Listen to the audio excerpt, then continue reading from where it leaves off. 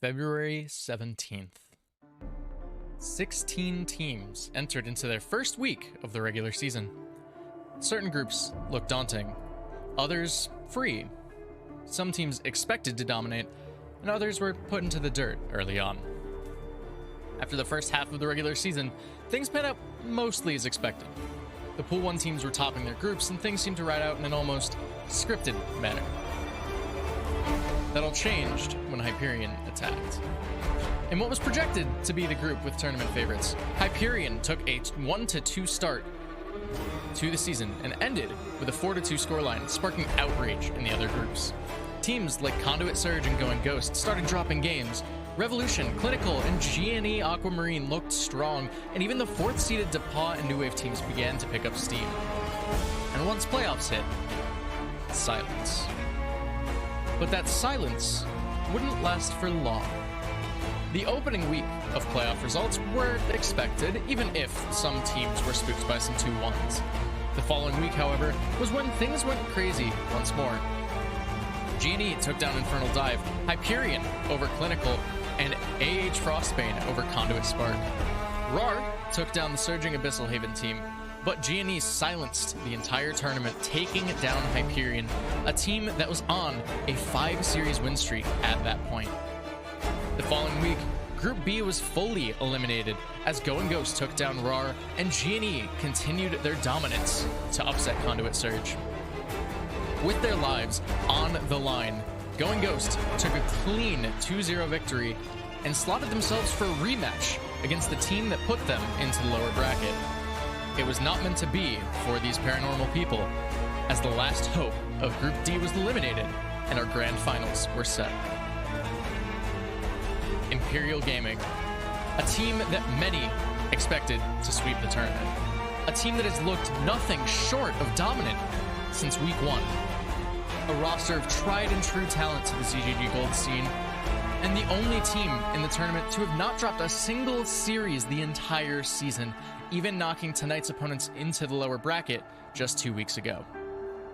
Considering that they've only dropped 2 games this season, this team is looking for a title. They may be the favorites, but their opponent is not one to be taken lightly, even with the 3-0 results from their previous encounter. Maitres du Fromage, a team that's on paper has outperformed many expectations.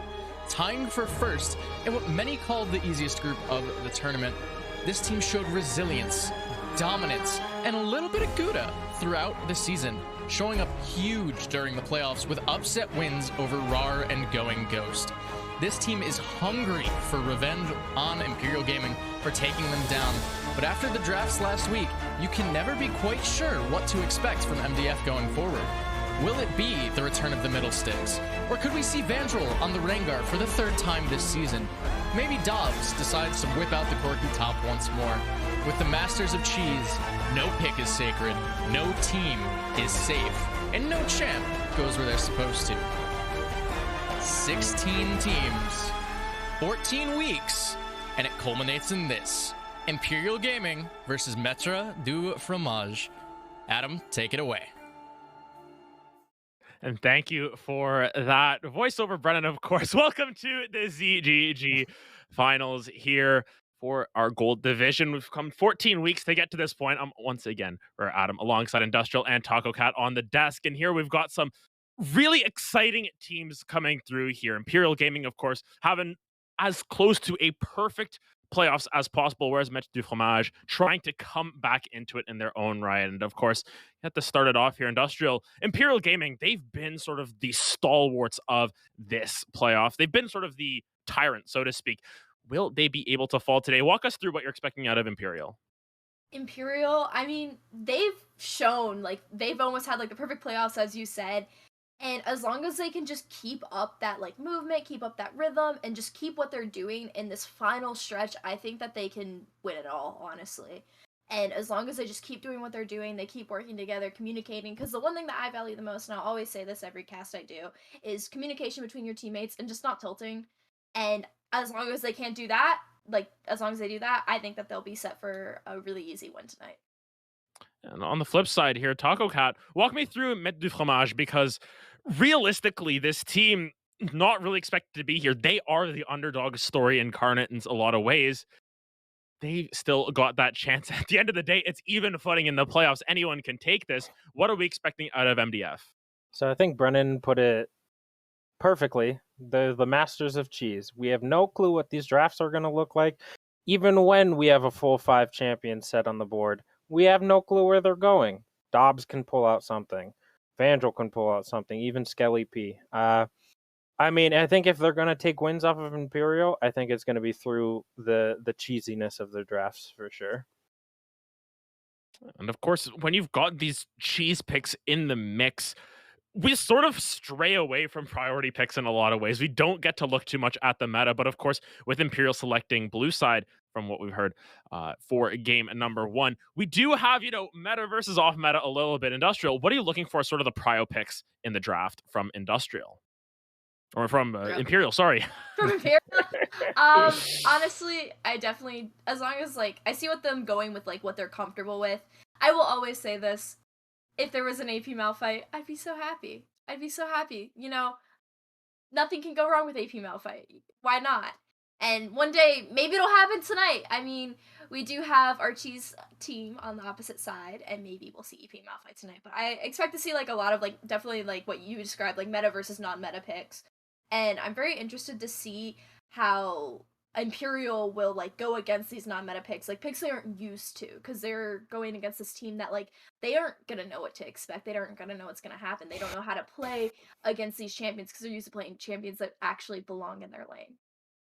And of course, on the flip side here, Taco, do you have any expectations for MDF? Is there any champion to expect, or are we just going to get whatever comes out of their brains today?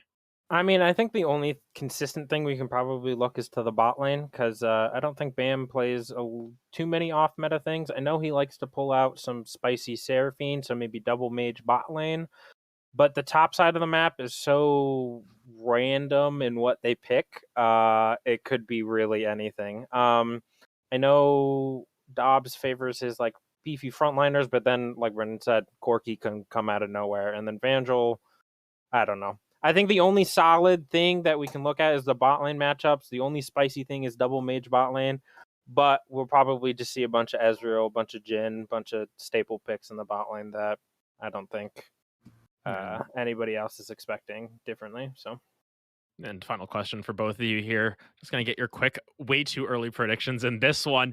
Industrial, who do you think is going to be taking this one? Do you think it is our favorites, Imperial Gaming, or will it be the upstart MDF? It's going to be MDF.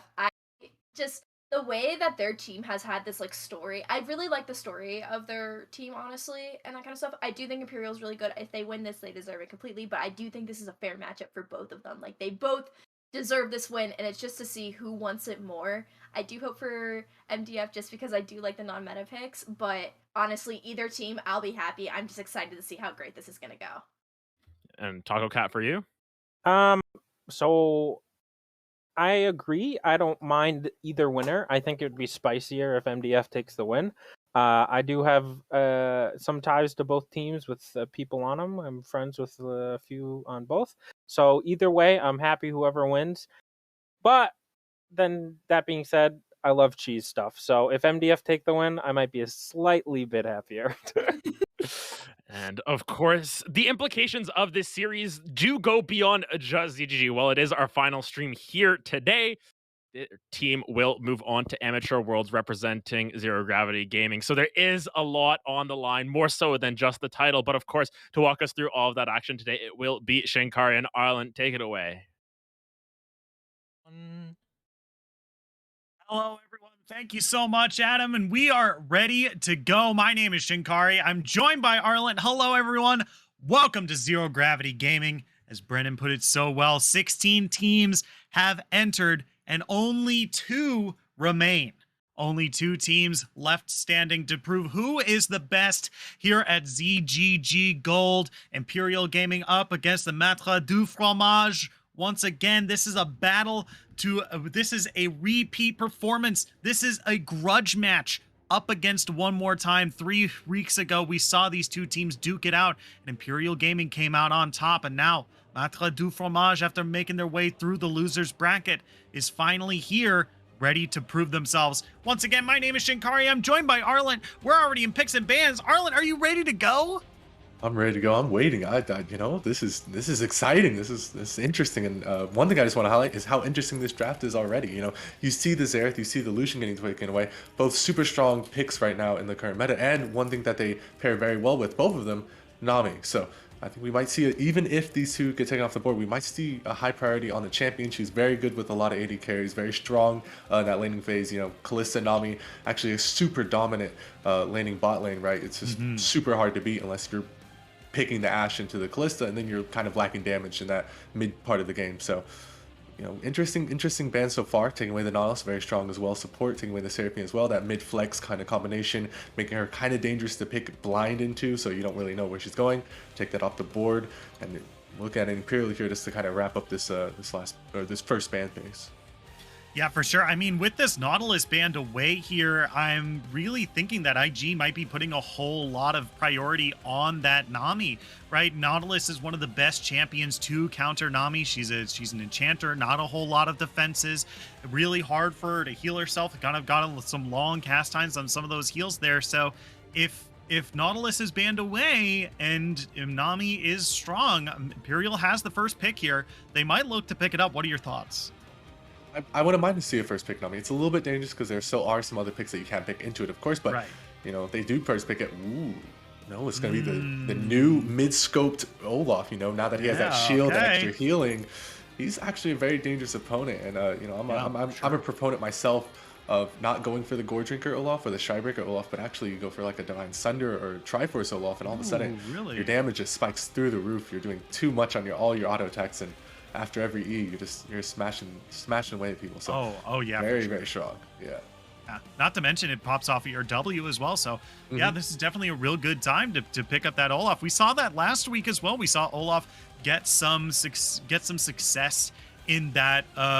Get some success last week as well when Maitres du Fromage played that last week as well. So, you know, we have a lot of things about this Olaf that is very good. We also have the Ezreal lock-in as well. We've been seeing a whole lot more folks opting for that Duskblade of Drakthar build. There's the Ezreal Yuumi bot lane. You can't get more safe than that one right there. You really can't. They're both going to scale, you know, decently well into that mid game. It's really hard to shut them down if you don't have the right tools, and picking up Vayne like that is the right tool, right? I don't know if necessarily the Karma is the answer as well. I think you want to kind of trade back the Yuumi poke with healing of your own, so you grab up the Nami right here. Vayne Nami seems really strong, but wow, that's an insane pick. The Anivia right here, super smart. Why is that super smart? How else does Olaf, Karma, Vayne get into a fight except through short range, running through an Anivia slow, running around an Anivia wall, running through an Anivia stun? This Anivia is going to do so much work here.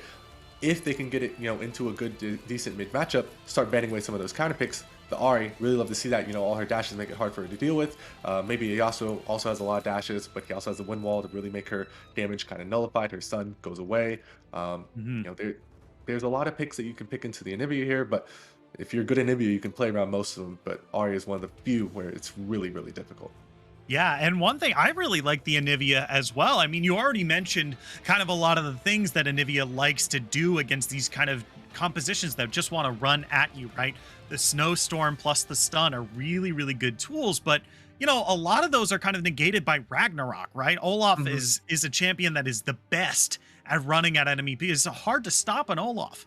The best way to stop an Olaf is to put, you know, terrain in front of him. Anivia also has that as well. You know, it's like, haha, you have stunned me. I shall now prop Ragnarok. And then Anivia presses a basic ability, and then suddenly Olaf is stuck on the other side of a wall with no way to get to Anivia or Ezreal or Yuumi. I think this is a great pickup here for this poke comp that MDF has drafted here so far. And I think with some sort of like another frontliner, maybe a Trundle even, this could get even better. Right, they already have a very solid comp, pretty safe as well, right? That's going to pop off a lot in this mid game with a couple of these tier champions here, and now they just need like a solid frontline. Volibear, perfect, there it is, wonderful, 100%. You know, I would have liked the Trundle too. Suck even more away of the Olaf's, you know, potential power in a team fight out of him, because you know, when he pops Ragnarok, he loses some of those stats. So take it away from him even more, he's going to be hurting real bad. But Volibear, very good pick as well. He can play back with his ultimate. He can jump forward with his ultimate. The guy is really versatile in how he plays this game. So maybe round out this draft here for MDF with a Jace, just really hammer in that poke comp and into an Ornn. I think you can get away with the Jace here, right? He just free pokes, he free scales. Ornn can't really do anything to stop him. They can maybe dive top, but with so much poke and lane control that Jace has, it's really, really hard for them to actually make anything happen top. So the only lane that currently I'm seeing for Imperial Gaming to really make something happen is towards the bot side. They have to really get going early when this Olaf start invading, using the Karma's strength to try to fight this Volibear whenever he's separated from his team.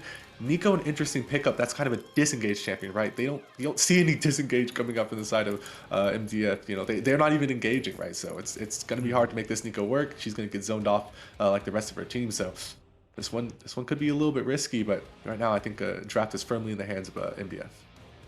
Yeah, for sure. I'm interested to see this Neeko pick as well. We haven't really seen Neeko in a very, very long time. Neeko, when she was first released, a lot of people were experimenting with a whole different build. Oh, there's the Trundle. Oh, hey.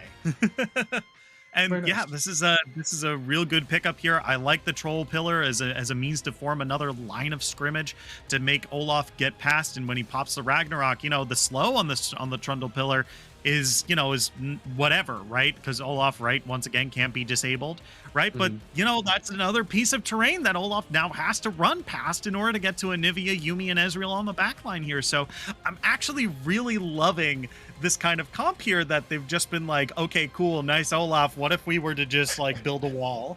What if we, you can't see me if I can't see you kind of build, kind of comp that I'm going on here. I love this a whole lot.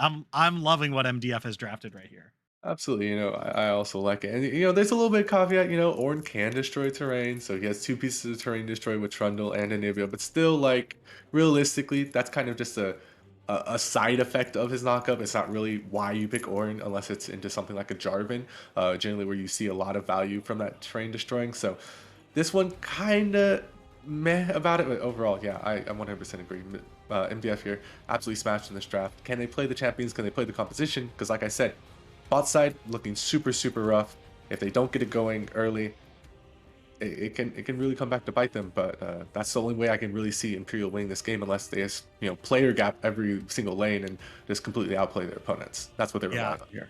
I mean, my big problem here is that Imperial Gaming has kind of put a lot of their eggs into the kind of like this late game basket. It seems like Neeko seems to be the only lane that seems to have a very strong pre-6.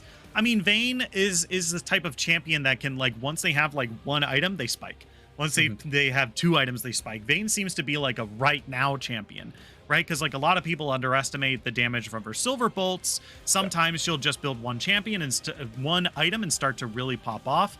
But like it's something to really keep our eyes on. But at the same time, like Vayne is a hyper carry. She's going to be at her strongest towards the later bits of the game. It's the same thing for Ornn. It's the same thing kind of for I'll argue Olaf as well. Olaf requires just like a couple more items now. Isn't like super powerful right off the bat, right? Still has a pretty good pre-6, but you're picking him for that Ragnarok later on.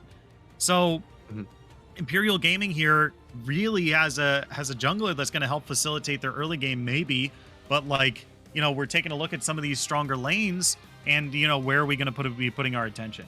That's my question. Absolutely. Fromage do Fromage, you can literally go anywhere with, whether it's the Volibear in the jungle or the Trundle in the jungle. They can go anywhere. They can do whatever they want here. They can go to mid lane, start beating up on the Neeko, a relatively immobile carry. All she has is the invisibility and a little bit of extra move speed. She doesn't really have a true way to get out of ganks. It's kind of rough for her. They can look towards the top lane, just look to beat up on the Ornn, look to dive the Ornn with the Volibear ultimate, with the Siphon away with the Trundle ultimate. They can look a bot, right? They can look to keep down and try to fight them early. It's not going to work quite as well, but they can do it early enough. Look to try to keep down this Vayne, not let her scale into this Ezreal Yuumi. And then once the later stage of the game is achieved, Yuumi just sits on top of a Trundle, sits on top of a Volibear, and they just go crazy while the Ezreal and Anivia poke, set up defenses, and it makes it so incredibly difficult for Imperial Gaming to play this game through.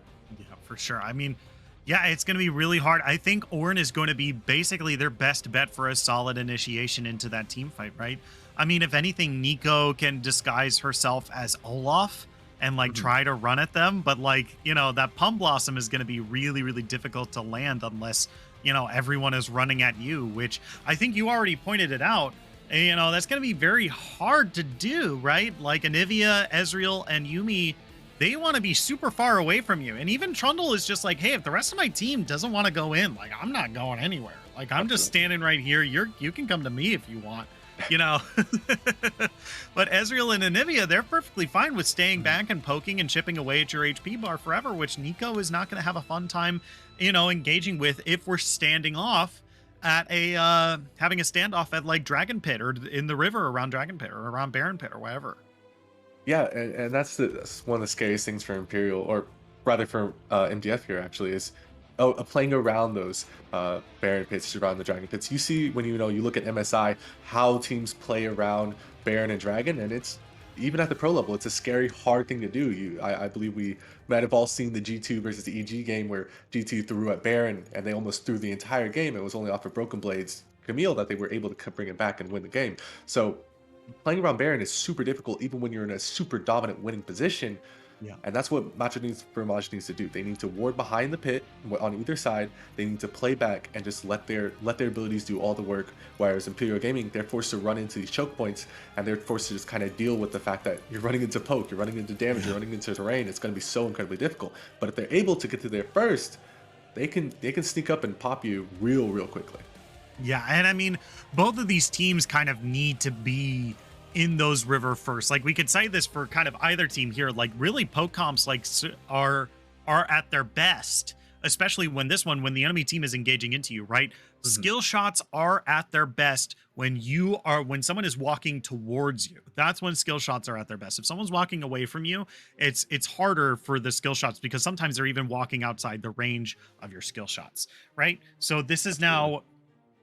So this is going to be another team that, like, if they get set up around the river, you know, it's going to be really easy for them to maybe chunk someone down, especially with like an Anivia wall or an Anivia stun, right? These choke points are going to be very, very hard to navigate around because Trundle and Anivia just exist in this game, right? Not to mention all the other abilities that do really well into choke points, right? Yuumi, Volibear, Ezreal ultimate even, like, there's a lot of abilities here that if you are not careful in these choke points in the mid to late game, you are going to be caught out and you're probably going to get bursted down from a million miles away.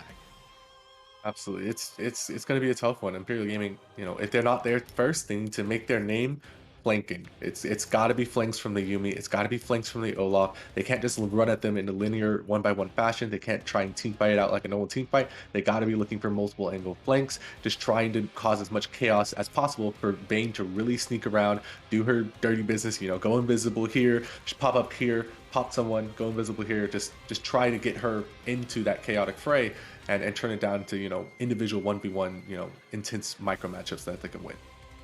Yeah, for sure. I mean, I totally agree as well. I mean, once this mid game happens, if I see Yuumi attached to Trundle this entire time, like, Ezreal doesn't need you to babysit him anymore. Like, he either does enough damage that, like, people don't want to, like, actually approach him, or he has his E on low enough of a cooldown that, like, he doesn't really need to be babysat all the time, right?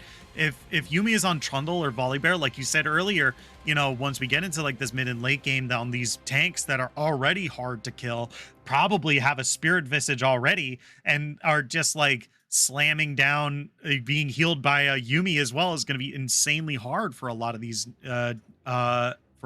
folks to get through. It's really only going to be Vayne who's going to be able to do any sort of significant damage to Trundle and Volibear, but even then, Volibear is a very strong burst combo as well, like has some solid CC. Like, Vayne basically has to like kite away from Volibear before that stun lands if she doesn't want to take like nearly half her HP bar at that point. Absolutely. This one's not looking easy for Imperial Gaming, but with that, we will be throwing it to a very, very quick break. Don't go anywhere, folks. This is Zero Gravity Gaming's finals for gold. It's looking good.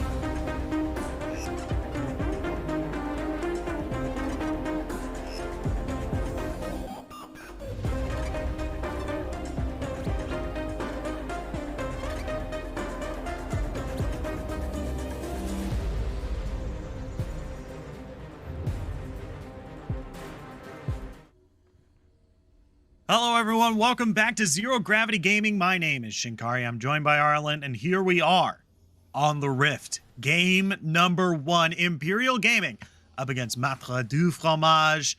It's time for this final to get underway. We might have a bit of a level 1 here, but we'll wait to see in just a little bit. Once again, my name is Shinkari. I'm joined by Arlen, and we're ready to get this underway. Arlen, are you ready? I'm ready. It looks like they're ready. They're going straight for Ezreal here, but like we said, we can already see it at level 1. They're just kiting back, throwing at skill shots at the Olaf, and Buddy isn't having fun. Ooh, wait a minute. Bam might be in some trouble here. That's already the permaslow going down. Stone Made Soft is still looking for a little bit more here. Able to get a decent chunk of damage on a Bam here. 50% HP is something you might have to recall for, which means Andrew might be getting just a little bit of a weaker start to this game. Absolutely. The stun does land on a Stone Made Soft, but yeah, they're trying to flex Olaf's early power as much as possible, drop down some early vision, use that to their advantage, and that's exactly what you want to see. You want to see them play for the spot side. You want to see them play to fight Trundle as much as possible in this early game. So they're going to be pathing, on similar paths. They're going to be both going towards the top side. And that's probably where we're going to see, our first bits of action if Olaf doesn't try anything funny, maybe a 3 camp into an invade, sit in a bush, wait for Volibear to be relatively low before starting the fight. Yeah, for sure. I mean, in the 1v1 of Trundle versus Olaf, like, who do you think comes out on top of that? Trundle should be able to steal some of the AD from Olaf, but I think that's all he's got going for him. Yeah, especially with the new and improved Olaf, it's a hard one to say. In the past I would have said Trundle because, he's just a stronger champion, but now with the new version, he's so much better at that early dueling with that, that heal, that shield that scales up with missing HP. The axes are super spammable in the early game, especially when you have blue buff. His E does quite a bit of damage. It's a hard one to call, but I think you kind of have to give it over to Olaf here, just because he has a Conquer. Vandrel opting for the pressy attack, so his early game dueling not quite as impactful. We're gonna see trading down here, level 2 advantage first. Yeah. Bam taken incredibly low here. That's gonna be the Ignite spread on the OVA Weapon X here. They're going to be able to be taken pretty low here, forced to flash away. Ignite and heal spent by Chiller Frost here, so that's already a nice chunk of damage. But Diete is looking for a little bit more here. Bam has that Ignite, has that Exhaust taking on him a little bit more. This is a really bloody bot lane. Even OVA Weapon X looking for a little bit more here, but they still can't quite find it. Bam is going to have to hug this turret and wait for Chiller Frost to really slam down those heal buttons if they want to stay in this lane any longer. Absolutely, but we're going to get our first gank here. Yeah, Vandrel looking for a little bit more. Azure Fire going into the river here. It's not going to get stunned up just quite yet. Good root on the Skelly P. Flashing over the wall. Going to be able to get away as new win on the top lane. Noble Bark trying to get away. Going to be able to get away from the big bear this time. The 1,000 Pierce Bear not going to land any kills this time. He has to be very careful. He doesn't have any wards. It is that 3-minute mark. This is when junglers love the gank. And actually, he did have a ward in the river, so he does see the gank coming. But one thing Olaf loves to do is invade. And if he gets this invade off, he's going to put himself in a really good position to carry this game. I mean, yeah. I mean, look at where Trundle is right now. Trundle is on this bottom half of the map, looking for some camps to pick up. But you've got some in your own jungle. I mean, exactly. it looks like Trundle went 3 camps red and then tried to gank bot lane, which means Olaf has plenty of time to do this. Look, it already took the chickens, and it looks like he might be going up for Krugs as well. Maybe to gank that Volibear with Vandrel.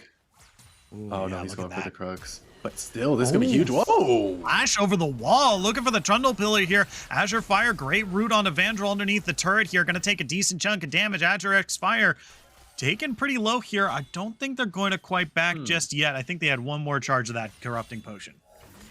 Yeah, I think they did, and interesting enough that he would go for that when his mid laner wasn't exactly in position to do it, but bam, getting rooted up here, this one could be dangerous, but... Yeah, this is going to be pretty... Diente has been looking for a whole lot of damage here, even on the top lane. Dobbs in some trouble, going to grab themselves a shield from the lightning, be able to get away. Skelly P. Okay. Doesn't quite find anything in the mid lane, but yeah, this game super all over the place from both junglers. They're both trying to be impactful as possible with their champions. Considering the fact that they're both skirmishers, this is exactly what we want to see. We want to see them do things on this map. We want to see them look for opportunities, look for plays. As Noble Bark goes in here, gets chunked out really badly. Yeah, Dobbs is looking for the last bit of damage here. Flashes forward. Oh, no. The minion. Right clicks the minion after flashing too. It's almost dice to minions as well. They're taking pretty low here. The brothers war up in the top lane has not been concluded just quite yet. So it's a wash up in the top lane, but that means that, Bam might actually be in some trouble. Oh no.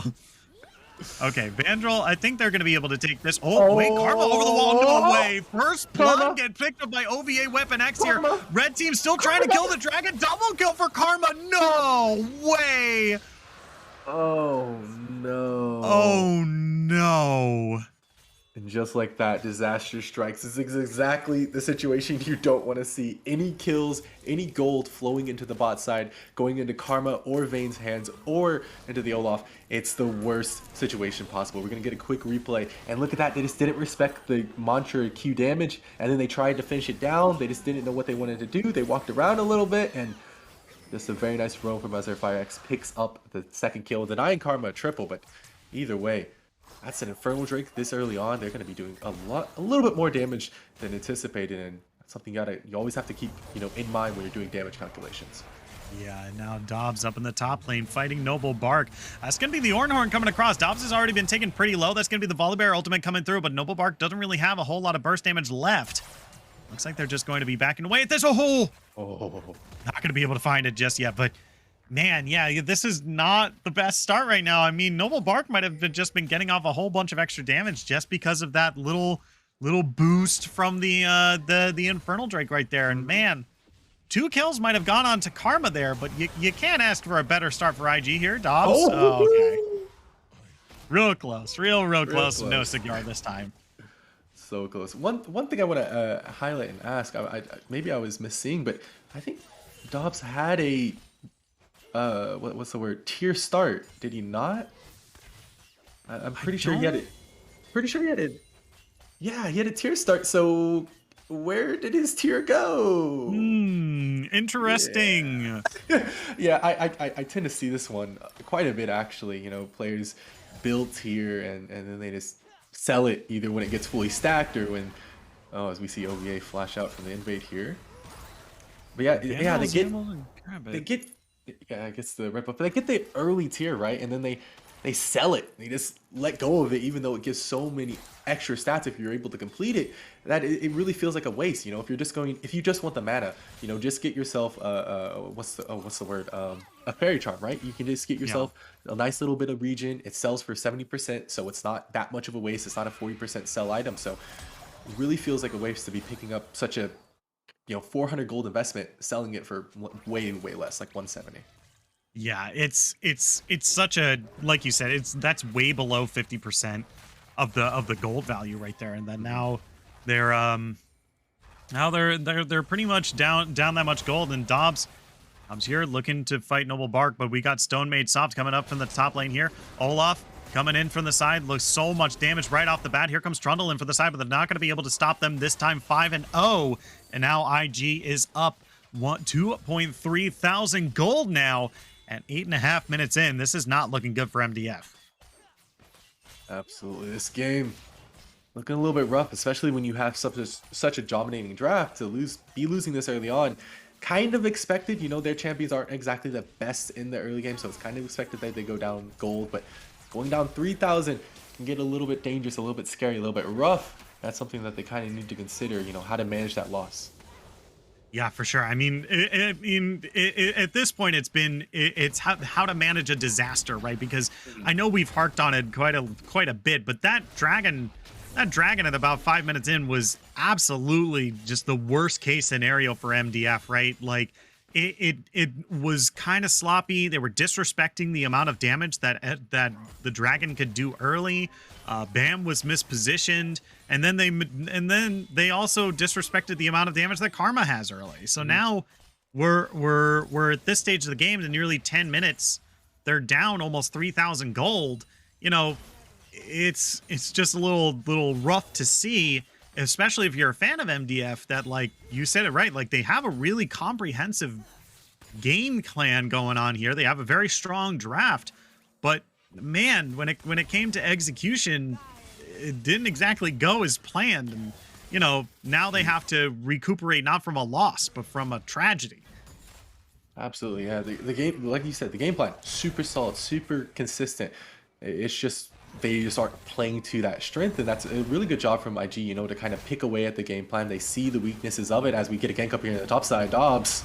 Yeah, Dobbs in some trouble, has to use the ultimate. Ooh. Did not crack into the Ornhorn, so this might be Dobbs getting away here. Gonna give themselves the shield from the lightning to survive for just a little bit longer, but Stone made soft one more time. Comes through for the big old W over in the top lane. 6-0. 3.3 thousand gold now separates these two teams as Vandal down the bot lane. Looking for a little bit more here, but Bam does not have enough mana to E forward for this Yuumi, so they're gonna have to back away. Gank successful? Question mark? Probably not. Yeah, you know, they got pressured, and that's kind of what they need to take this Drake. But again, they're kind of, I would be very hesitant about taking Drakes from now on with this bot lane still around. Like LVA Weapon X, very, very dangerous on this Karma. Even though they're, you know, a little bit under half HP, they're more than willing to get scrappy. You know, use the Mantra W to heal up for honestly more than half HP, probably around 60%. It's quite a big boost to that HP, effective HP they have. So using the pressure that they're able to get in mid lane, they're just going to pick up this Drake and they're going to start stacking these Drakes. And this is the worst case scenario for MDF. When the team that doesn't scale as well as yours starts stacking Drakes, it means that they're able to delay the time that they fall off by, right? They're able to get stats that they just aren't able to buy in the shop. And now it's going to be a Cloud Drake, and oh no, this is honestly the worst. All these champions with the Cloud Drake, looking a little bit scary. Yeah, and not to mention that if MDF starts to prioritize Drakes, they're not really getting a whole lot out of it, right? That's the big thing. Like, Drake is sometimes a comeback mechanic, but in this case, like, MDF, like, what are they getting for their... they're not really getting their bang for their buck, are they? A lot of these champions don't really do anything with the Cloud Drake soul. So if anything, MDF is grabbing these Drakes not because they need Drake or because Drake will give them beneficial stats, but just because they don't want IG to get the Drake, which, you know, is not always good. Is now, oh, there's the terrain. There it is. There's the cheese right there. Zone made soft. Now caught in a 1v3, but there comes Nico over the wall. The Pump Blossom comes through, and Skelly P is going to go down as Vandal is now stuck in his own 3v1. As now Diete is able to chase through. Bam, taken incredibly low here, trying to heal him up as best he can, but a double kill is now coming in through the vein here. Chiller Frost is trying to get away, but a good tether from the Karma is going to keep him in place for just long enough for Azure Fire to come through for the fourth kill, should I say, 4 for 1. Down in the bot lane, IG still dominating this game. It was so clean from IG, even though Stone Made Soft gets caught out there, right? Just, you know, goes a little bit too deep in the invade. They see it coming from a mile away. Really good job to have Nivea rotate over. Really good stuff from Vandal to start the fight out with dropping his own ultimate. Really, really good stuff from MDF here, but they just don't have the damage right now to back it up. It took him, he delayed for so long. Stone Made Soft, and Azure Fire, you see him right there in the mid lane, trading so aggressive into this, and Nivea making it so hard for him to play the game. Found a beautiful flank over the side, came over the wall, stunned up the target they needed to stun up. Vandal dies in the 1v3, and then they just chase him down, and they're able to collect so much gold in that fight. And then in this mid lane, Azure Fire is going to be such a good position to carry. Yeah, now that mid lane turret is almost down as well, and now about 13 minutes in, you'd say, hey, that was probably a bad Rift Herald because, you know, you don't get the turret down, but you know, they're about to fall. Those turret plates are about to fall off. So it doesn't matter that the last plate is still on there. As Noble Bark misses the Ornhorn one more time. It's okay. We've all been there. Yeah, it's a hard skill shot. You know, they're you know, North American top laners who have missed it. I can't remember. Maybe someday, probably. When he was sick. Maybe someday, probably. And meanwhile, in the bot lane, Lost Chapter going to be thrown out. Bam's going to throw out the Arcane Barrage. Going to be able to find that kill, but Bam is stunned up underneath the tower here. Going to be taking a whole lot of damage. OVA Weapon is X is going to be the one picking up the kills. Now they're able to chase down the cat here. Doesn't really have a whole lot of places to go. Not a very good slow. There's the tether. Chiller Frost in some trouble. Going to heal themselves up. They might be able to get away. OVA Weapon X taking a whole lot of damage from the turret from the minions here. Chiller Frost might actually be able to turn this around here. The cat on their own. Are they going to get it? They're not going to be able to. We take a look at the mid lane here. Stonemate Soft just diving onto Vandal right here, trying to pop that ultimate to stay alive, but not going to be able to do it this time. One more Undertow is going to be the one taking the kill up in the mid lane. It's a 2-for-0 across the map, or a 2-for-1 rather, across the map in favor of IG as they continue their rampage. 6.9 thousand gold in the lead. That's a massive amount of gold in the lead. 15 minutes in the game. Now they can start to accelerate the game, and this is exactly what you wanted to see. They were able to flip the game on its head just by playing better than their opponents, and that's great to see. That's good stuff. However, you know, you do see a few weaknesses, right? Diete dying to Bam right there. Sorry, Bam right there. Not the greatest thing in the world. Actually, it's pronounced Bam. It's that's real. Bam. That's real. That's real right there. Not the greatest thing in the world, but you know, OVA Weapon X, really good job at just being able to root him under the tower, keep him there for those 2 extra shots, hit him with a Q. That's 1 kill down, and then you know, just a little bit of a Yuumi Karma fight, but another gank here down the bot side.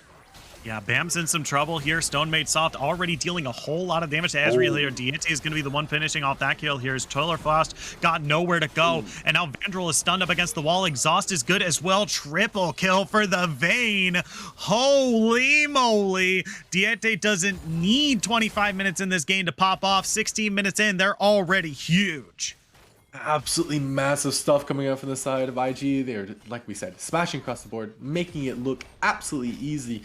Almost 10,000 gold in the lead. They're going to take this turret. They're going to start looking for this next Drake in 10 seconds. Maybe look to siege down mid or tier 1 bot, or rather tier 2, bot tier 2, you know, or they can go to their top side. This game is their oyster. They just need to hold on to it, right? They just need to not give them a chance to farm, not give the side of MDF a chance to get back into the game in any sort of capacity. And this game is 100% theirs in the bag. Yeah, for sure. I mean, this is now looking pretty good for IG right now, to say the least, right? Like they're up nearly 10,000 gold at this stage in the game, and nearly have Dragon Soul as well. I mean, it's kind of hard to lose from this point, right? I mean, you think like, oh, I mean, well, if MDF is able to catch up in gold, surely they'd be able to do so, right? But in 2 levels, Noble Barca's going to be able to start passing out ornaments, which by themselves are worth thousands of gold. Now Bam in some trouble. Azure Fire looking for the snare, not going to be able to do it. That's going to be the Pump Blossom coming across in response to that lost chapter. Not going to be able to get it this time, but Azure Fire goes golden over the wall. They're looking for it. EQ hits OVA Weapon X instead, as now Azure Fire lands a good root. They're going to be able to get away, but Chiller Frost is still looking for something over the wall. They're not going to be able to find it. As you take a look at the top lane, and they're fighting over the Rift Herald here. As Noble Bark might be in some trouble. Dobbs looking for a little bit more. Here comes the Ornhorn. Stonemate Soft is nearby. Finally, there we go. That's number 3. Going to be able to land, as that's going to be Dobbs using their ultimate as an escape tool right here. Stonemate Soft diving onto the back ends here, but is underneath the tower. They're going to go down as here comes Diete in from the side. Vandal is pinned up against the wall, but he's too far away to follow through. But Diete, after taking that mid tier 1, roams all the way up to top and grabs themselves another turret as Vandal. Ooh, looking for a little bit more. There is the terrain to trap them inside. Shut down for Skelly P as the team comp finally works. There we go. We got our 4th kill of the game going over to Skelly P, and a big shutdown as well.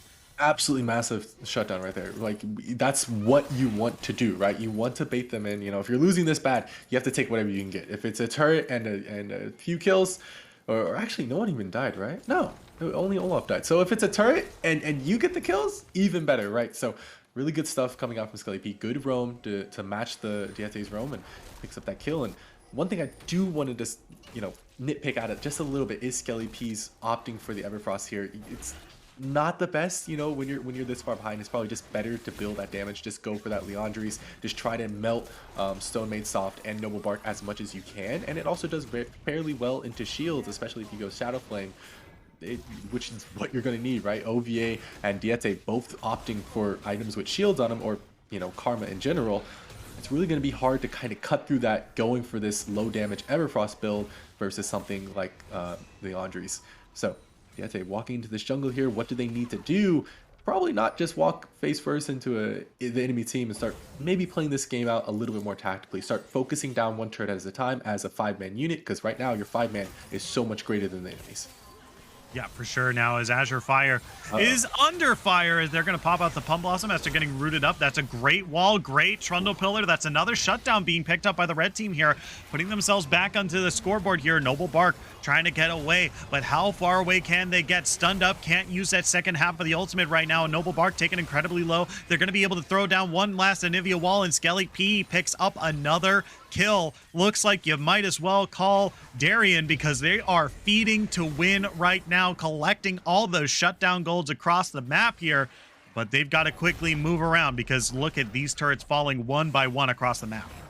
Yeah, really, really good stuff, actually. They found Azure Fire trying to make a play on Ezreal that, you know, Ezreal's just too slippery for Nico to do anything individually. You just don't have, you know, the necessary tools to really catch up with them. So not the greatest move right there for Azure Fire. Noble Bark trying to save his mid laner. She probably should have just let the dude die. You know, it is what it is. Really good stuff from Diete and OVA to recognize that he was dead, not try to go save him, instead try to pressure down the tier 3 in the mid lane, whereas Soulmate Soft went topside, dropped the second Rift Hold for a lot of damage. They took the tier 2, and now that the map is almost completely open up for them, aside from one tier 2 in the bot side, they can go anywhere they want. They can look for this Baron even at this early stage of this game. But like I said, you know, teams have to be very careful how around they play around Baron. Everyone kind of underestimates its damage, its debuff potential. It's a really hard thing to do. Is there fire? Oh, yeah. Chiller Frost is really in some trouble here. That cat is free to a good home in hell, as that is going to be the quickest kill I've seen all game. Noble Bark now looking for the big bird. Going to turn them into maybe some chicken wings. Not going to be able to do it this time. Skelly P still trying to re-enter this fight because Vandrel is on the wrong side of that as well. Finally able to join up with the big bird. They're going to be able to get away here. So Wash in the bottom half of the map, but that's a cat that's gone in the mid lane. Yep, that's a huge part of their team comp, right? They really need the Yuumi to kind of disengage a fight if it does come out through a engage, right? If, you know, if Noble Bark or Azure Fire tried a little flank, you know, cheeky little maneuvers, they need the Yuumi to disengage those with a nice long range route. So with her being dead for that long, means they couldn't get down vision, they can't set up for this Drake or contest it. So they just have to hope Bam hits the long range ultimate and steals it away from under their nose, or else that's stole for the side of IG. Yeah, the Ezreal ultimate's coming across now, but that is the Dragon Soul being picked up by MDF, being picked up by IG rather here, and they are already ready to go. As oh man, OVA weapon is already ready to go. It throws down the ignite as well. Holy moly! Azure Fire getting cut out by Vandrel. Yeah, they might be able to get something here. Pump Blossom comes across. Great. Zanya's Hourglass here. Vandrel still looking for Azure Fire here. I'm not able to finally get that last bit of damage. Damn, reading for it. Going over the wall. Able to find the kill on OVA Weapon X, but they pay with their life. Double kill now for Stone Made Soft. Make that a triple kill for the Olaf here. They traded 2 for 3, and now they're still down 8,000 gold. Do they look for Baron? Easily. This is the greatest Baron call of all time. You just go for it. Like, what are they going to do to actually stop you? Nothing. And Nivea, the only person capable of doing anything. Not that I expect her to do too much, but it's this really, really tough game. They did their best. You know, they went for Azure Fire. They saw the opportunity for a play. Really good, you know, usage of the Zanyas to delay time. Good flash to get away from it. Forces out Vandal, just trying to follow. Bam. Flashing in, does manage to pick up a kill on the OVA Weapon X. I didn't expect that one. His damage with this Manamune finally spiking, finally there. But I think it's a little bit, you know, too little, too late to actually pull this game back from, you know, the depths of where it is.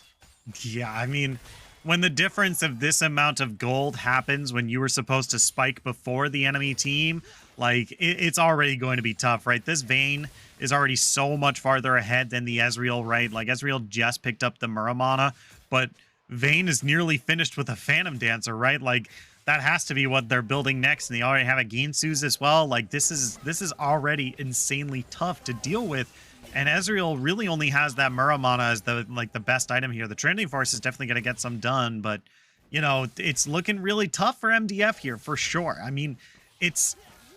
I have yet to see a team come back from a difference like this. Yeah, this requires you to be T1, right? To really bring this game back. But at the same time, T1 probably wouldn't go down this much necessarily ever. If T1 goes down this much that early, the team they must be going up against must be gods among men. Like, I don't know It's probably just Faker racing himself 5 times over, honestly. Like that's the only way that makes sense. But yeah, it's a rough one. Probably you're just looking at, okay, how do we better win the next game, right? It's just a super tough game to win. Really unrealistic to kind of say you can win it as Deity goes in. Yeah, that's already going to be taken pretty low here as they're now looking for more, but Deity has already found 3. Can they find 4? They're going to get the quadra kill. The whole team is ditching. They're going right for Anivia. The pings are coming out. They're looking for the pentakill. The storm comes out. Skelly P's running for their life. There's a flash, throwing up, looking for the stun. Can't quite find it. Skelly P's going to throw up the wall. It's too far gone now. They're not going to be able to get the penta. They're just ditching it. They're going all the way back to the inhibitor after their world tour around the red team's base. They're just looking to end it. Yeah, they're gonna go for it. They're gonna knock down these turrets one after the other. The tier 4s are disappearing, and that is gonna be a 25-minute, 26-minute game, and they made it look absolutely easy despite a massive draft dip for the side of MDF. Yeah, I mean, MDF came into this game with a very strong team composition, but they weren't able to put it together. Disaster after disaster gives them game number 1 over to Imperial Gaming. And now we're going into game 2. And how do you fix what you saw in game number 1 there?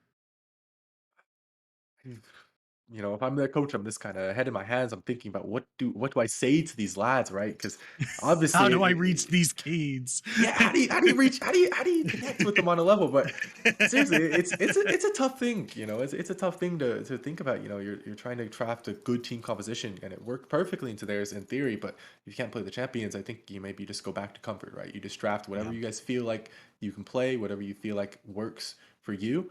And you just try to razzle and frazzle them and try to drag them into more brawls that you actually have champions that are good for that early game style of brawling. Yeah, for sure. But we are going to take just a quick break, and when we come back, we're going to toss it back to Adam and the analyst desk as we get back into game number 2. As we get ready for game number 2, don't go anywhere. We'll be right back after this.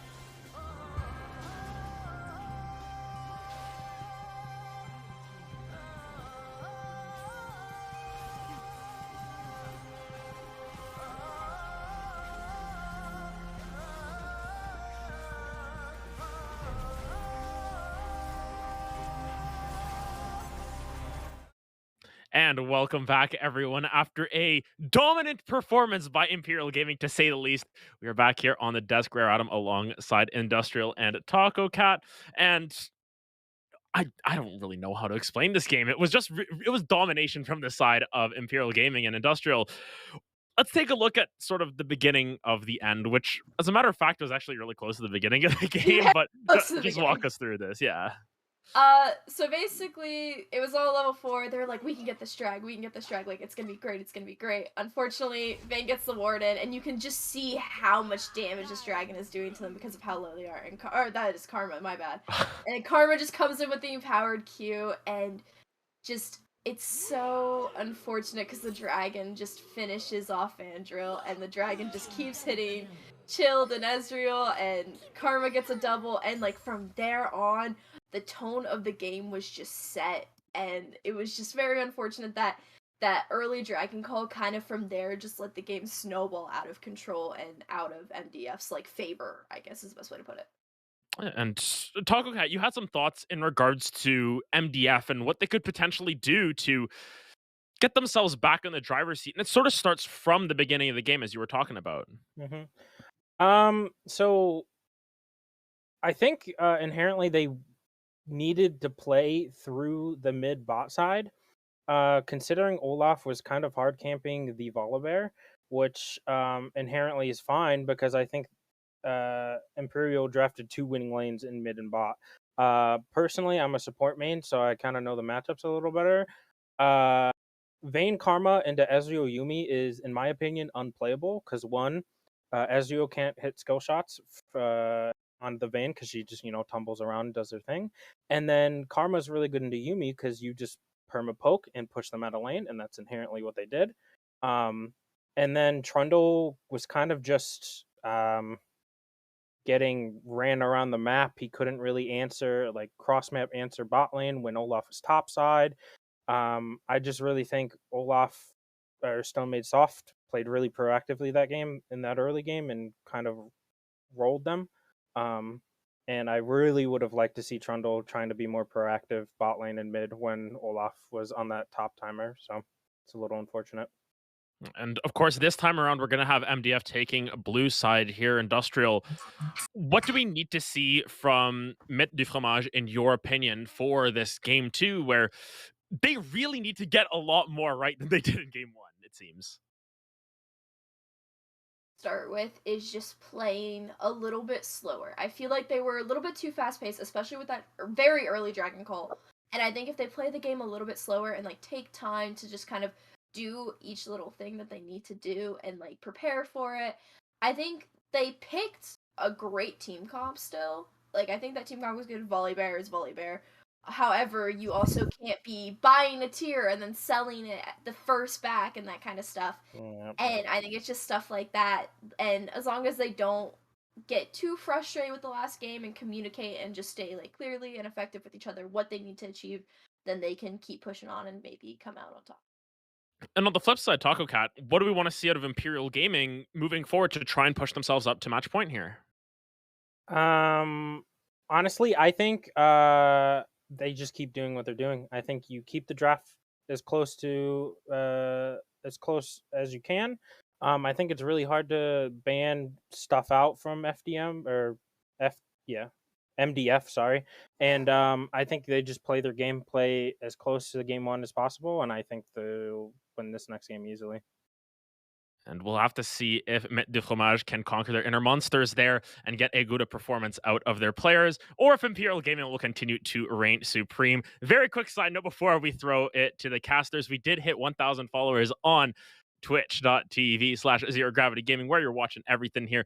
Thank you very much to all of you for supporting us. And of course, we hope to bring you more amateur League of Legends action in the future as well. But for now, game 2 on the docket. Shinkari, Arlen, take us away.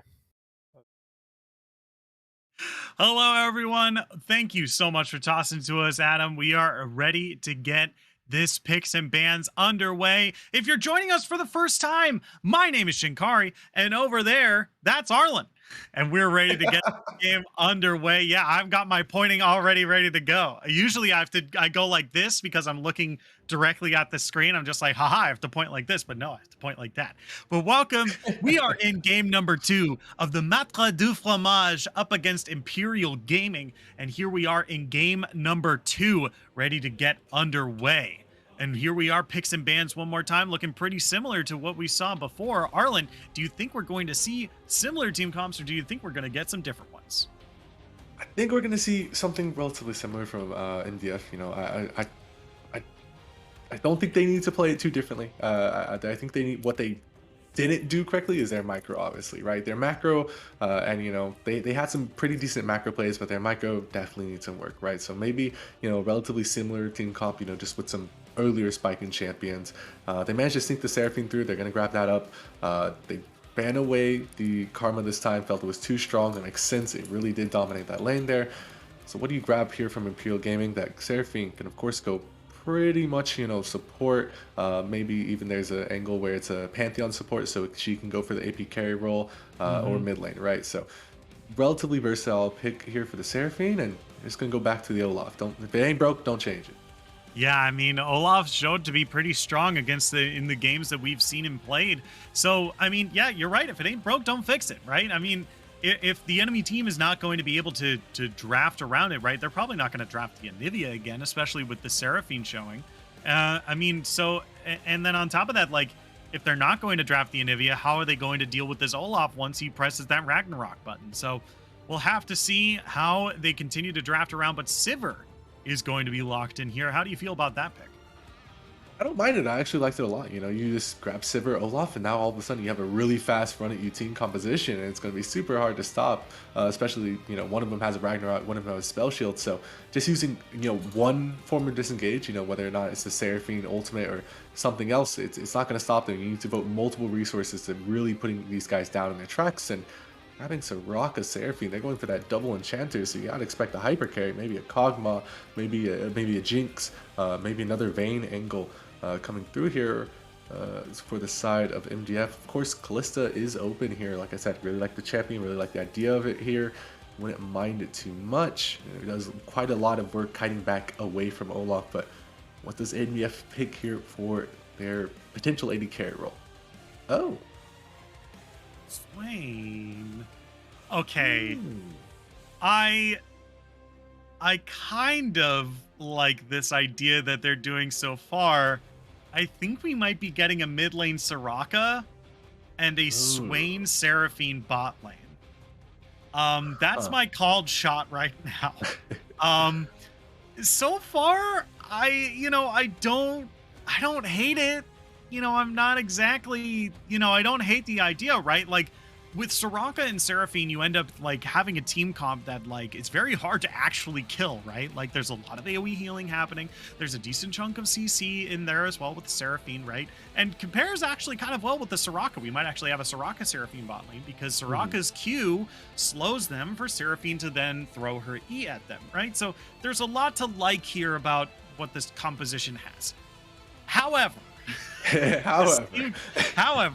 this team comp kind of falls apart when the enemy team just builds one Executioner's Calling, and like Sivir and Senna together are really, really good at spreading around that kind of nullification, that healing debuff, right? And now granted, Wish from Soraka can remove Grievous Wounds. However, it's going to be really easy to just apply it again once it's over, right? So, you know, I'm really going to be taking a look at when we're getting to the mid game and maybe even first backs and see if we're going to see just Executioner's Callings, a Serpent's Fang, the emblem like you saw. Like there's a lot of counterplay to this kind of strategy here that, you know, MDF, it's cute, and it definitely is going to be really annoying if Imperial Gaming doesn't know how to build against it. The problem is I highly doubt that Imperial Gaming doesn't know what to do here.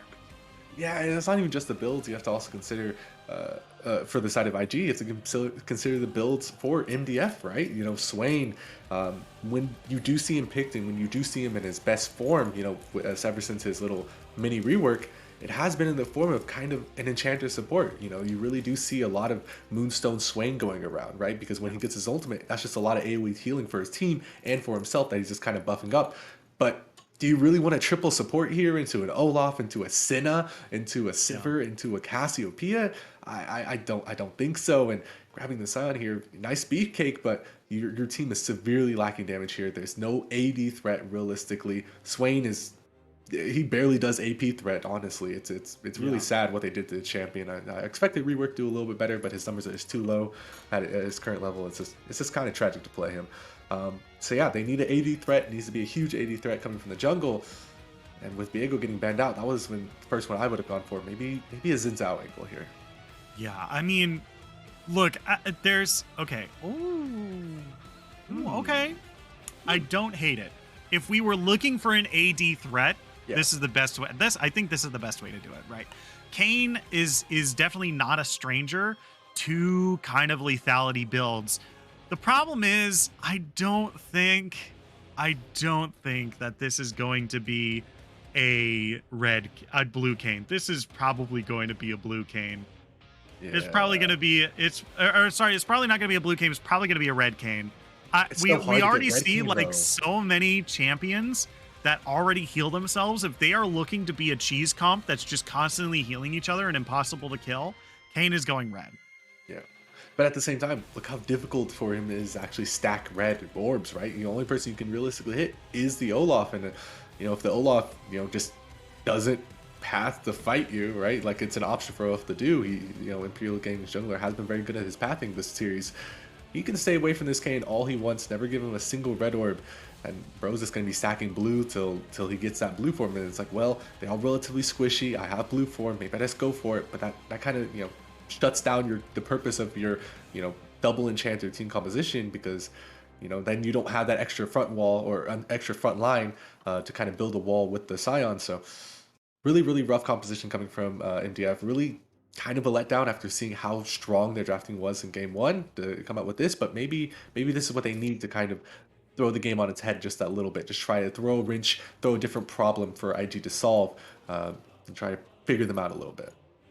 Yeah, I mean, this is going to be interesting. I mean, now we're going to be seeing where these champions are going, right? Like we're going to get all of our questions answered right now about what the bot lane is going to be, what the mid lane is going to be, right? And I think that's been mostly what our questions are. And once they're answered, we're going to be able to speak more intelligently about how these lanes are going to work, and what we're going to be looking for like jungle ganks and whatnot. Because as it stands, like we've been able to talk generally about like team composition when it comes to MDF, but when it's just they could be wherever. Yeah, realistically. And this is an option that IG can do as well. The Lily can go top, the Lily can go jungle. Noah Bark, the Olaf, can go jungle and top as well. So they have the option to really play around, really make Dab's life either really painful or ultra painful. It's just a matter of which one they prefer to do. And then it kind of forces, if they put the Olaf into the top lane, it kind of forces Kayn to run top and only gank top to stack his red Kayn, leaving the rest of his map kind of, the weaker part of his map undefended from a decently strong Cassiopeia. She's actually not, she's in a decent place in the meta right now, and of course this bot lane has a lot more damage than Soraka Seraphine. They just have to hope that their early poke and early shields and heals are enough to kind of sustain them through this lane. Otherwise, right now it's just looking kind of like an IG going up 2-0 in the series. Yeah, for sure. And now we're seeing the Swain go into the mid lane, which means it's definitely going to be it's going to be a Soraka Seraphine bot lane, which, we've seen double enchanters before. I believe it was season 10, season 9, where we saw like Tarek Sona in the bot lane. And, the entire idea behind that lane is you just, that was a time. That was certainly a time. But it was just, you just conceded your entire bot lane and we're just like, we're good. We don't want to actually win the lane here. We just want to not die. And since we're both kind of healing each other, it's going to be easy to do that. So we're just going to sit down here and not die. And then when mid game happens, then we're just going to be too hard for you to handle. But, when the enemy team has the ability to build lethality pretty easily right between Senna and Sivir here, it's going to be pretty easy to punch through these HP bars. And not only that, but when you're fighting scaling with scaling, right? You have to, the team that's also, like, both teams are scaling, obviously. One team is focused on scaling to never die, but they don't do any damage. The other team is focused on doing too much damage, and realistically, they don't die, right? Cassiopeia has some healing. They have a crucial spell shield on the Sivir. They have healing from the Senna. Lilia has healing, movement speed to duck and dip and get out of the way of all these abilities, and Olaf is Olaf, right? Like, they don't have to die either, and that kind of puts your whole, wrench in your plan. So it is going to be Olaf going into the jungle, Lilia going in the top side, and I still don't envy Dabs up here in this top lane. Sion is not going to have fun, regardless of who he went into, but into Lilia, it feels like an even worse matchup.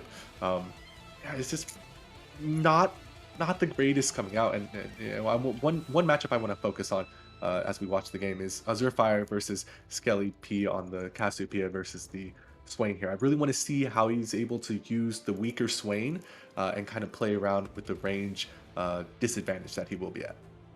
Yeah, for sure. I mean, it's all up to MDF to really let Smelly P here really pop off. I mean, a lot of that power is now in Swain's ultimate, right, in these team fights here. So, I mean, if they're able to keep them inside that ultimate for as long as possible, then we're going to see a very, very strong team fight here from MDF for sure. I mean, they've got the tools to be able to do so, but once again, we're going to need to be seeing the execution here. We need to be seeing just having a lot more respect for things that are on the Rift, as well as their opponents as well, especially after, like, because game number 1, I feel like that one was mostly a fluke, right? Like, this is just, I feel like the beginning of that game just fell apart because of that early dragon play, right? Like, I would chalk it up mostly to that, right? There was still like a bunch of other times where MDF, had they had not like given away 2 kills that early on, had not given away that Infernal Drake, there would have been a lot of instances where things might have been a little bit more even. I'm gonna go ahead and do it honestly, and say that honestly. I'll say that with my chest. That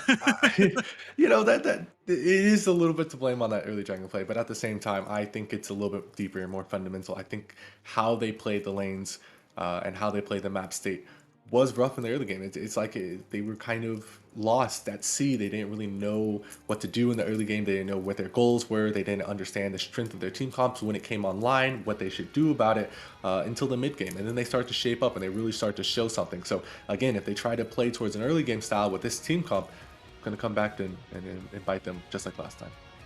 Yeah, for sure. But we are going to take just a quick break, and when we come back, we're going to be on the Rift for game number 2 of MDF versus Imperial Gaming. Don't go anywhere. This is a real important match. You don't want to miss it.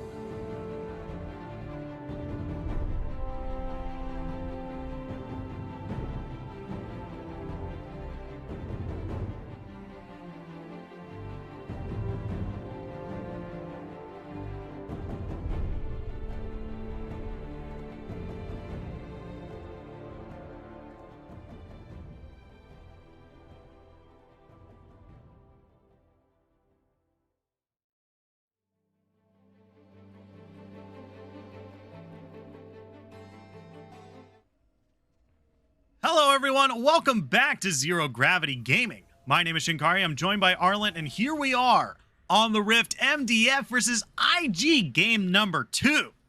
Here we are. And after game number 1, MDF was looking pretty weak, but now they're looking to prove themselves one more time. They still got a little bit of breathing room to go in this series, and we are ready to get this underway. Arlen, are you ready? I'm ready to go. Yeah, I'm sitting here. I'm stoked. I'm interesting to see how they're able to play out this relatively unique team composition. I don't know. This one could be. This one's definitely interesting me. I just don't see it working in the long run. But you know, of course, there's always the option that it does. Yeah, I mean, I'm looking forward to see how MDF plays this team composition. Once again, like a lot of these champions can first back pick up like an Executioner's Calling or even an Oblivion Orb, and then a lot of this team composition kind of falls apart. So I'm mostly waiting for that to happen, but you know, I'm waiting for it because I'm waiting for MDF to maybe pop off, right? Because in one scenario, like IG waits until like maybe their 3rd item to buy like some sort of grievous wounds, and in which case MDF is probably already popping. Absolutely. And one thing I just want to highlight is the ward situation in the top side.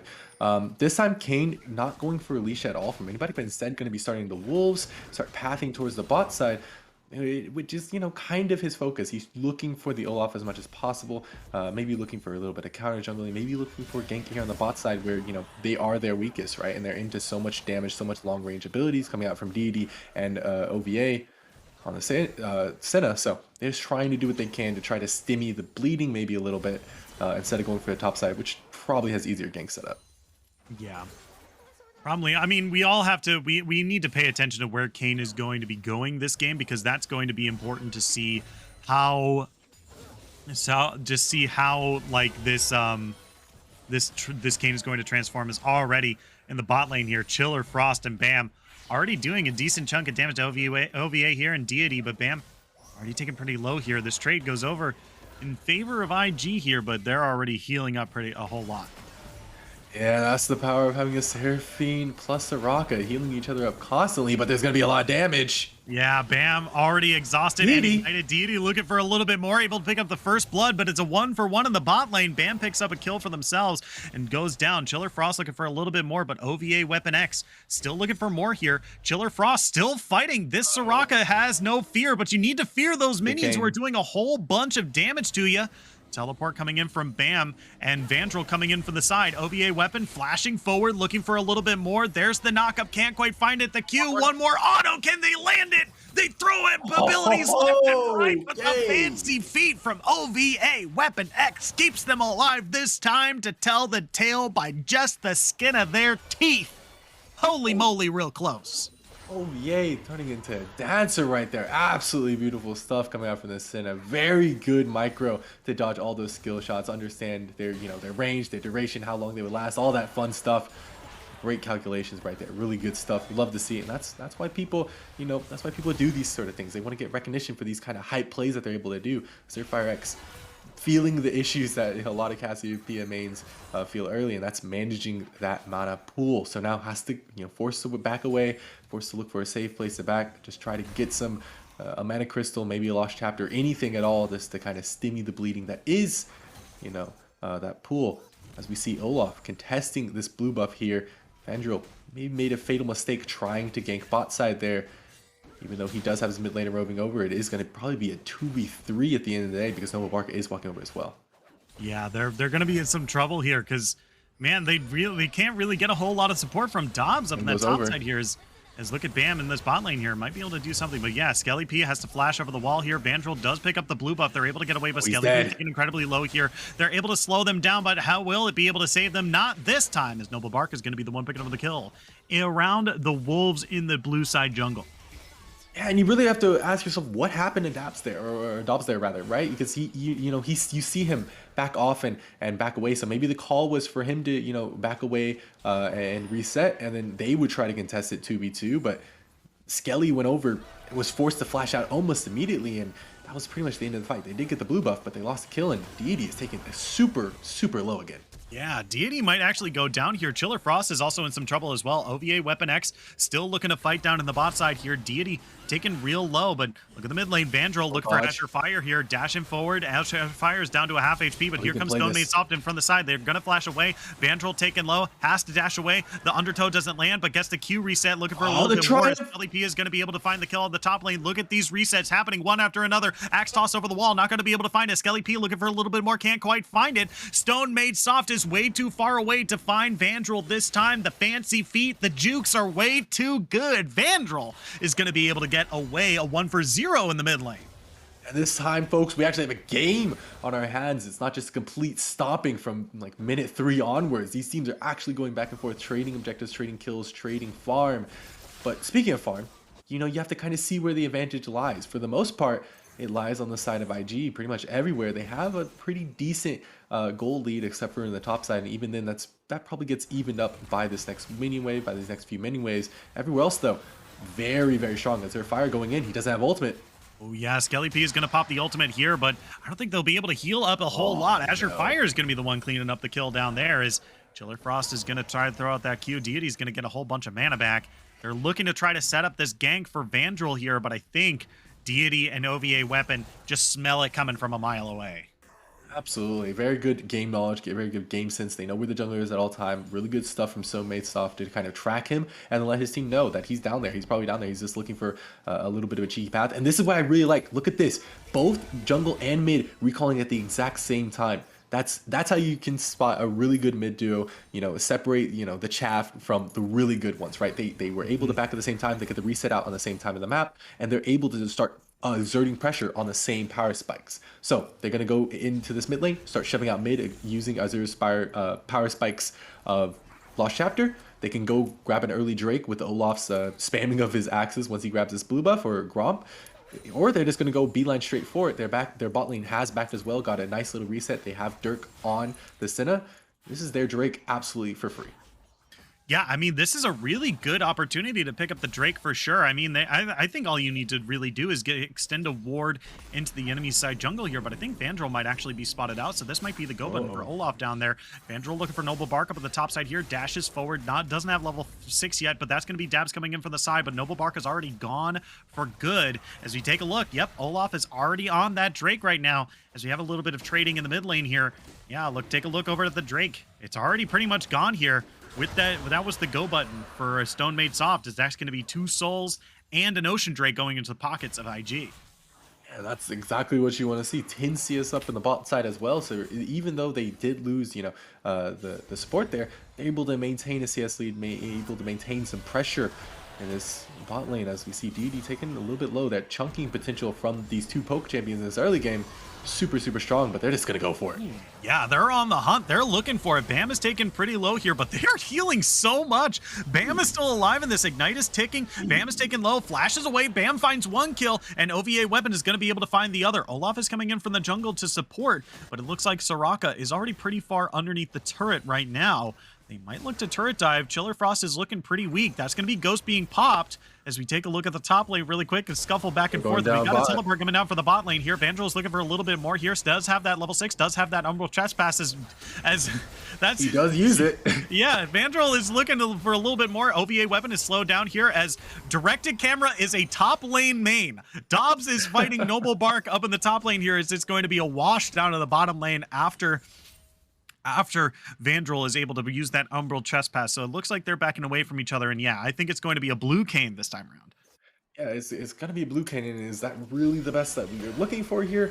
Not quite, but you don't see Azure Fire X. This could be a huge play for them, making this one towards Bam. But they do have the Encore coming up from Seraphine, so they could stop the play in the tracks. But Ghost for Flash, I'll take that any day of the week, right? I'd much rather use my Olaf's Flash or Olaf's Ghost versus my Kane's Flash, right? Like, yeah. Even though they are, you know, one can slip through walls, he still needs that Flash to kind of make plays happen sometimes, and that's going to be a nice little cooldown that they can take advantage of. Yeah, OVA Weapon taking a bit of damage here while trying to clear out that lane. Yeah, it's going to be really tough right now. As, Azure Fire, really good surprise bushwhack here as Killer Frost goes down immediately. Azure Fire looking for a little bit more. The charm comes down, trying to give them just a little bit more time, but it's not going to be able to come through this time. Azure Fire comes out huge with a really, really good double kill. Vandal coming in for the side, looking for maybe a cheeky kill here, but not going to be able to approach that bush safely. 2 for nothing down in the bot lane. How was he able to get away for that long? There were very few pings from Skelly P in the mid lane. I don't know if he told his team in comms or something, but the fact that Azure Fire was able to sit in that bush for close to a minute and just stay there and wait for them to step up and overstep, and we saw him back a few times, or start channeling it back a few times, and I thought there's no way he keeps sitting in this bush, but he just kept sitting there and sitting there and sitting there, gets the double kill, and is able to find amazing profit, because even though he sat there for so many waves, he's still up almost 20 CS over this Swain here. It just goes to show the gap that's going on in this mid lane, and maybe where we have to focus for the rest of the series, right? Because I already highlighted that I want to watch this, and we're getting to see it in action. Azure Fire just making just showing Skelly P up here on the mid lane pool. Yeah, as now he's no, ever underneath the turret. Azure Fire. Wow. They're a moment gone the next. Vandal looking for maybe a revenge kill here, but I don't think you want to fight this Cassiopeia right now. Dashes in, gets some damage here, but Azure Fire going to take advantage of that range that Cassiopeia has. Yeah, holy moly. And Noble Bark up in the top lane here. Dobbs in some trouble as well. The shout is going to miss. Look at this Lilia hippity-hoppitying around. It's going to be really tough for Dobbs to do anything, but Noble Bark hasn't done really a whole lot of damage to this Scion just quite yet. They're still hanging on to this fight. I mean, that trade was even. That trade was even, especially when you have to use your ultimate for it. Not quite the best thing in the world for Lilia. Not really sure what Noble Bark was hoping to accomplish. Maybe bait or told Olaf to come up and dive if they got them low enough, or come top anyway. As we see Grin more aggressive trading this time as the early game starts to wear away. It's starting to go inside. Yeah, Azure Fire looking for another bushwhack here, but Skelly P not going to be able to get it this time. Umbral Chest Pass is coming through. Senna Ultimate comes across as well. They're going to be able to survive for just a little bit longer, but Vandal's going to be the one picking up the kills. They're now trying to get on top of Sivir, but she's on the hunt. She's way too fast for them to catch up into, so they're going to be able to get away, though. 1-for-0 in the bot lane, but look at this mid lane. It's toppling over. Shelly is going to be the one helping out the mid lane here. First turret goes over to IG, and once again, we're at about 13 minutes in, and they already have such a huge gold lead, 4.8 thousand. Not only that, you have to look at where it's concentrated on. It's super concentrated on the Cassiopeia. Honestly, one of the worst persons to have it concentrated on in this composition, right? Your team comp just doesn't function that great into the Cassiopeia here. Vandal can get knocked out of the walls by a simple little miasma, a little E. It's going to be hard for Dobbs to get to Azure Fire with his kiting, with his movement speed, and once he hits a Q and then starts eating him just to death, it's so incredibly difficult for their team composition to really play around this Cassiopeia. You just really don't like the situation at all. So how do we get back into it? Well, you have to start using the Blue Cane's wall jumping ability. You have to just start going for these plays, and you cannot face check this Cassiopeia. Oh no, right into the Everfrost, gonna get bushwhacked again. Vandal is gonna go down, and Azure Fire is unstoppable. Skelly P trying to stay within that sweet spot of range, but once again, double kill for Azure Fire. They're now 6-1, and they get the Drake for free. Yeah, and just like that, it's going to be going for a Mountain Soul. And honestly, both teams would love this. Seraphine would be the best beneficiary of it, right? Because she gets an automatic heal whenever that Mountain Shield is up. But everybody else in this game, they just want the extra stats to help resist this Kayn. It turns their relatively squishy team composition into that much tankier team composition, because all these guys are going to be building HP, right? Lilia builds HP, Cassiopeia builds HP, Olaf obviously builds HP, but the extra resistance isn't something that they necessarily pick up. So having all these extra resistances is going to help so much as we get further into this game, and they actually start to stack this Drake. But the way they're accelerating it, and the fact that they're pushing Kane's out of his own jungle this early on, is just not looking good. Mans doesn't even have his first item at this point. Yeah, I mean, this is exactly how you win this game, right? If this game goes on too long, MDF is going to build a comp that's going to be impossible to kill, right? It's because, not because they do too much damage, it's because they just won't be able to kill them through all the healing, right? So they need to be able to finish them off now, right? Now is going to be the time to finish, to end this game, right? Because the longer this game goes on, the harder it's going to be to heal through or deal damage through all the healing that Soraka is going to be able to do as Vandal. Looking for Deity here. There's the spell shield. They're on the hunt, trying to do as best they can. Yeah, Vandal can't get through here. That's a teleport coming down. That's going to be the Wish as well. Going to heal them up. That's going to be the Seraphine. Really good charm here, but will they be able to close, seal the deal? Vandal taken incredibly low here. Noble Bark is going to be the one picking up the kill into Chiller Frost. The Sivers are going to be able to pick up the kill in the Vandal background. Olaf goes down as well. And what started off as a really good gank on a Deity here turns into a 3-for-0 and now a lost tier 2 bot lane turret. Really good job from DD, just to delay, just to delay, just to delay. He was able to dodge away from the crucial slow. He was able to spell shield the Q damage. He just literally took 0 damage from Kane's full combo, forcing Kane to back off, and he sees the teleport behind him. He's like, oh no, I'm screwed at this point, right? They still had a chance to turn the fight if they just focused onto Chiller Frost's silence, right? If Chiller Frost had silence and slowed Noble Arc, it was huge, it was massive. They just weren't able to take advantage of it, right? As we see more trading from Azure Fire up here in the top side. They're just doing so much. Not even scared of Dobbs. Still looking for a little bit more. Forced to flash away. Pop the ultimate as well. Azure Fire, absolutely no fear. Yeah, absolutely insanity coming out from Azure Fire. Really love the stuff. They're pinging up towards him, but it does not matter. 6-1, 2 items so far ahead of the curve. He doesn't even have to be scared of this Kane, who hasn't even hit first item at this point. They're just going to start looking to tear the map down tower by tower, slowly, piece by piece, as we're looking potentially for the next Rift Herald rush, maybe? The way they're just pathing, the way they're going aggressive, as Vandal is forced to smite away his own buff and run into the walls. Yeah, this jungle is not even his anymore. Luckily, Vandal has been able to transform, and that's the big lucky is Skelly P. Oh no. There's a whole lot of CC that hasn't land, forced to flash away now. Skelly P does live. But yeah, there's not a whole lot. That's a big ol' L if you're MDF right now. Absolutely, really good job from Swain to dodge out of all the CC, but at the same time, not so good for them as we see Vandal forcing the flash out away from the Senna. So that's something that they got in their pocket. That's something they can talk to each other about. But when you're nearly 9,000 gold down, it feels you'll try to take any victory you can at this point. So good stuff for them. And they just need to take advantage of it. They need to keep using Vandal in unique ways, run through the wall as the Rift Herald gets secured. Where does it go? I think you just use it to take top tier 2 here. You try to put more gold on, excuse me, you try to put more gold onto Azure Fire as much as possible, using the extra gold that top tier 2 and bot tier 2 gives out relative to the game state. Then you can start pressuring mid as a unit, then rotate over to the Drake that spawns about 40 seconds. This game is completely in their bag, and I don't really see a way that they dropped it. Yeah, it's really good game for IG so far. Skelly P looking for Noble Bark right now. Is drowsy. He's going to be put to sleep, but that's a really good route here. Not able to be followed up though, so that's going to be that little deer getting out of there. As I actually like this play coming down from IG here. Just shove in as much as you possibly can with Shelly. Get as much from the enemy team's base as possible, and this is the best way to do it.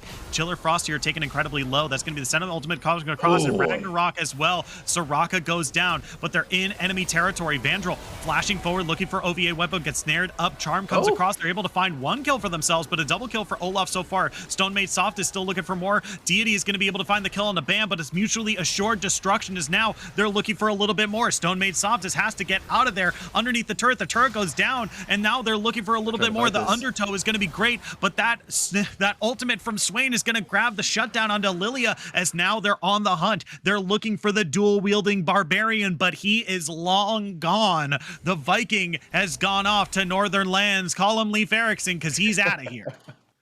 He ran away from the fight. Really good stuff though from the side of MDF to turn around. Honestly, looking like a losing situation. He's going to root him up, pull him back in, but I don't know if you want to take this with only Soraka as your backup. Speaking of Soraka, taking so much damage early on just from the poke, and they just found the angle to go in on her. They took the turret while they were doing so. They weren't able to take the in-hit, but either way, Azure Fire soloing out the Drake. Just, you know how strong. Imagine if Cassia B had been at that fight. Probably a lost game for the side of MDF. Or maybe it's a complete flip, right? Dobbs, he has the whole breaker now. He can start going for this push action, but when you're going for a split push action with this many enchanters on your team, and they expect you to kind of be a frontline, grouping with that is gonna feel really, really bad. Yeah, I mean, okay. Vandal looking for OVA weapon here. Does use the Umbral Trespass, but has to immediately get out of there. Deity nearby is going to make sure to pressure Vandal out of there as much as possible, as now some of these tier items are starting to get finished up, as Olaf is nearly finished with that Fimbulwinter, and it's just going to be that much harder to kill. Turns out you don't need an entire composition of people who are hard to kill. You really only just need one. Yeah, that makes sense. They're going to be going for it. Dobbs face checking. I think he feels confident in this, but with 3 people in the area, I don't... Yeah, Hullbreaker, Dobbs might be a little bit more powerful, but now with Vandal in the vicinity, does lose those stats.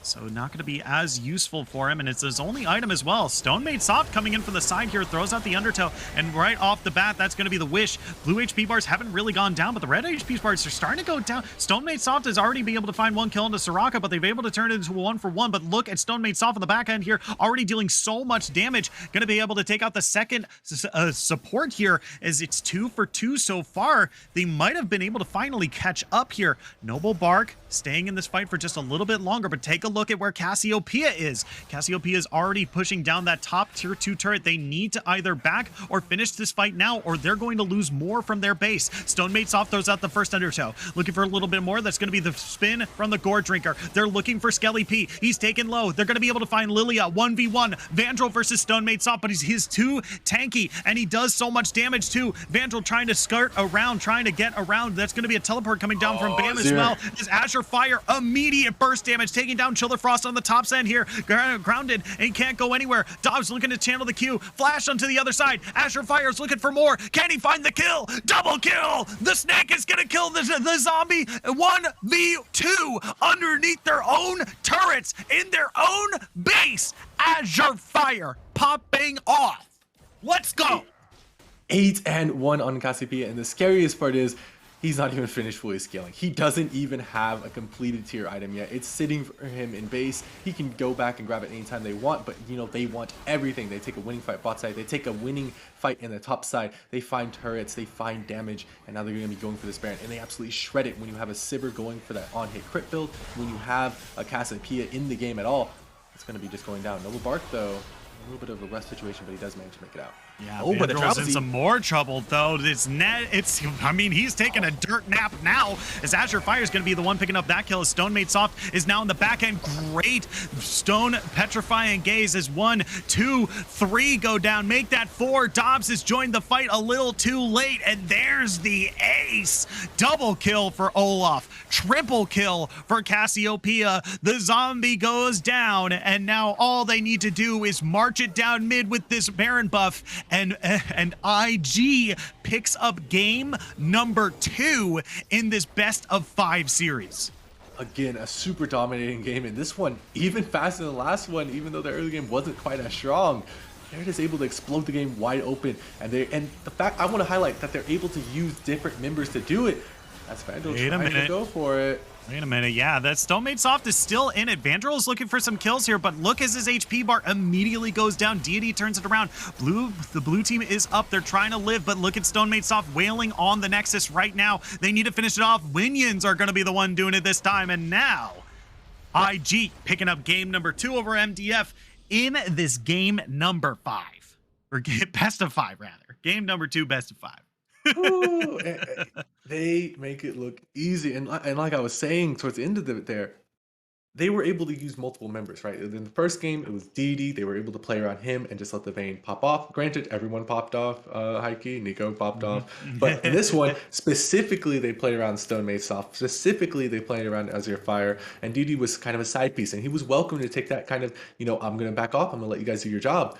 And they did their job absolutely to the letter of the law. It was perfect, great gameplay, and I'm kind of interested to see, you know, what does MDF do now? Do they ban away to the Olaf? Do they recognize that they have to drop another ban that they've been kind of banning out, maybe Lucian this time, just to try to keep down the Olaf as much as possible?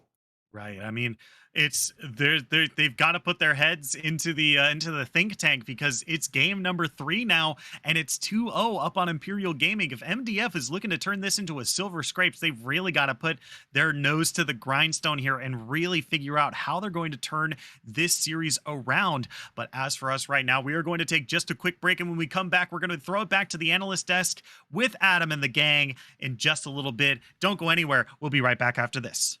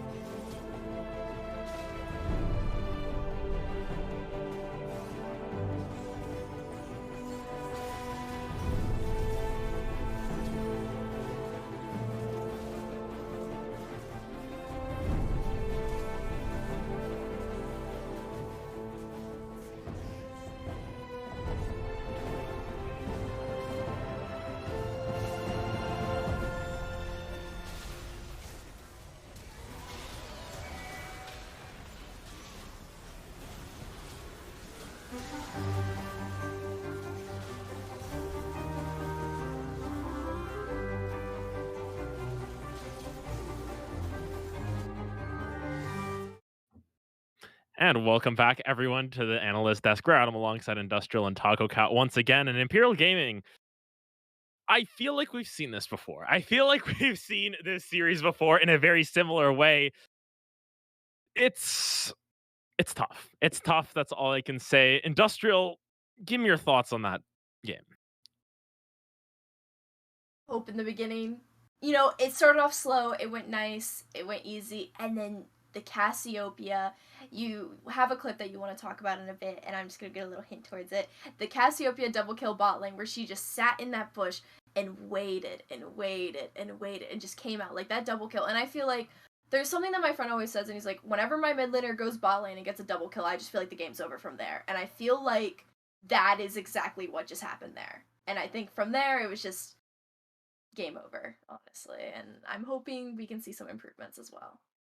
Yeah, we've got to hope because with their backs against the wall, we were expecting maybe a little bit more out of this draft, Taco Cat, and just what we expected a little bit more out of MDF. And of course, Imperial Gaming, their draft worked out incredibly well in their favor.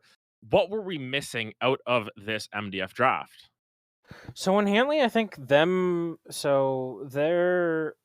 B3 pick was Swain after they drafted Seraphine Soraka. And I had hinted on earlier that this Seraphine was a really big pick for BAM and a potential spicy pick in the bot lane. I think instead of picking the Swain there, you prio a more AD heavy mid or jungle. I think if I was doing this draft over and it had to be similar, I think I would have picked that Viego, that Imperial band second rotation, in that place of Swain. Because you have no real AD threat versus this Olaf that can just stack the Thimblewinder and then go MR and then you never kill him. Behind the Senna healing him, the movement speed he gets from Sivir, and then I just think it was really weird picking all AP and then the Kane build. I know you mentioned going blue Kane or purple Kane was really, really odd to me. You just did no damage and you just get one shot. So it was all over the place. I think this draft had a lot more potential over game one, but I feel like they fumbled in the later half of the draft, in my opinion. And of course, we can take a look at that clip that you were alluding to, Industrial, with this Cassiopeia, which started off the game not so hot, but here it's just the case of, dotting your I's, crossing your T's. Just waits, tries to back. Is there for God knows how long, too. I just think inherently it's really smart because, Swain is pushing the mid lane. She can inherently lose the wave, but Olaf goes and catches the wave, so she's not losing anything by sitting here. And then she just gets a free double. So it was really smart play from Imperial here. Nothing was lost besides time, but obviously it didn't matter.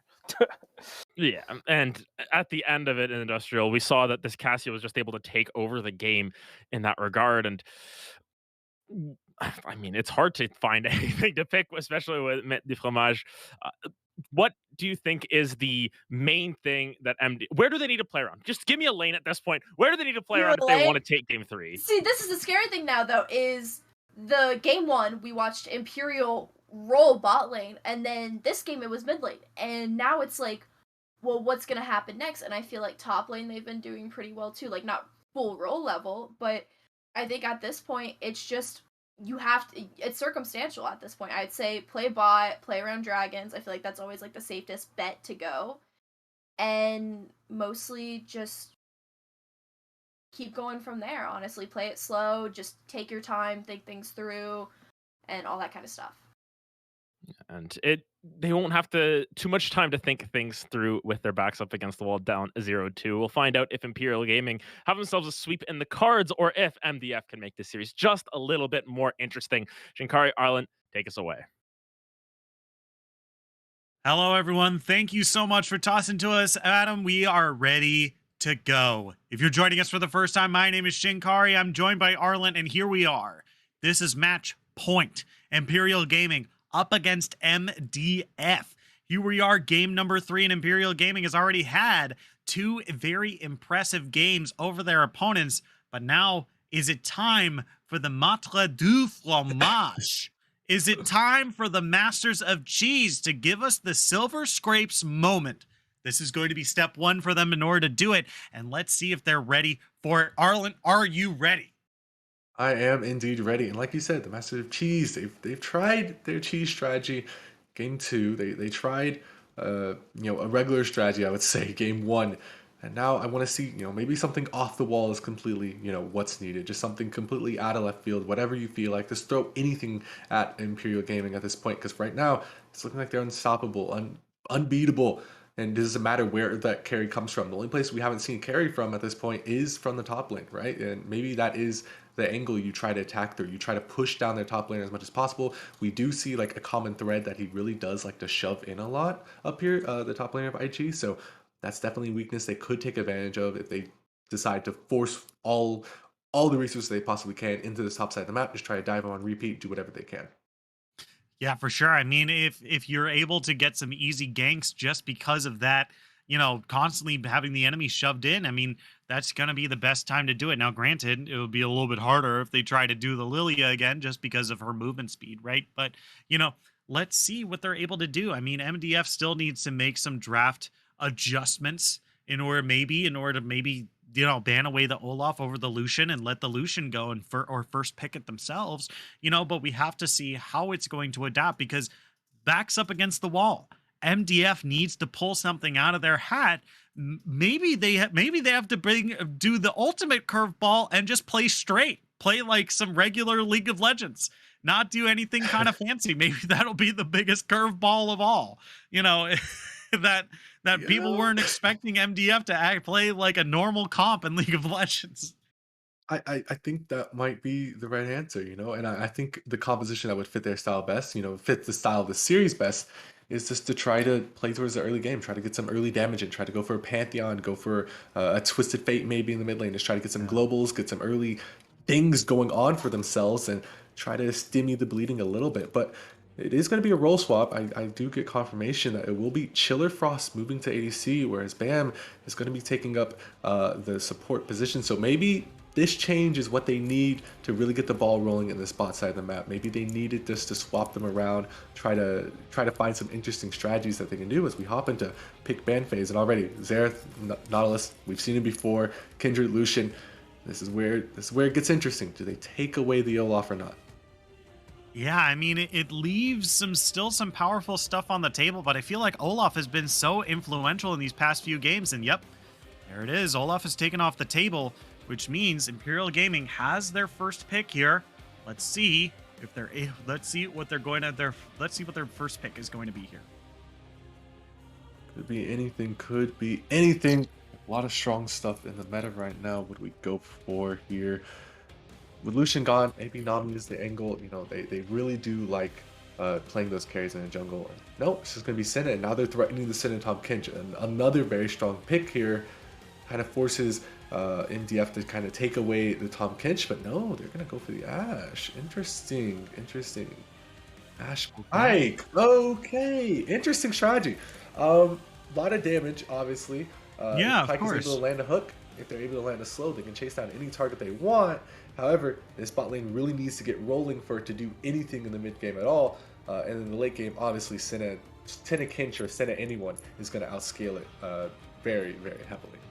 Yeah, for sure. And not to mention that if Pike does run into a Tahm Kench, that does mean that we're running into a lot of scenarios where Pike might not be able to get that execute that he's looking for here. But Jarvan, really, really good pickup into the Ashe, right?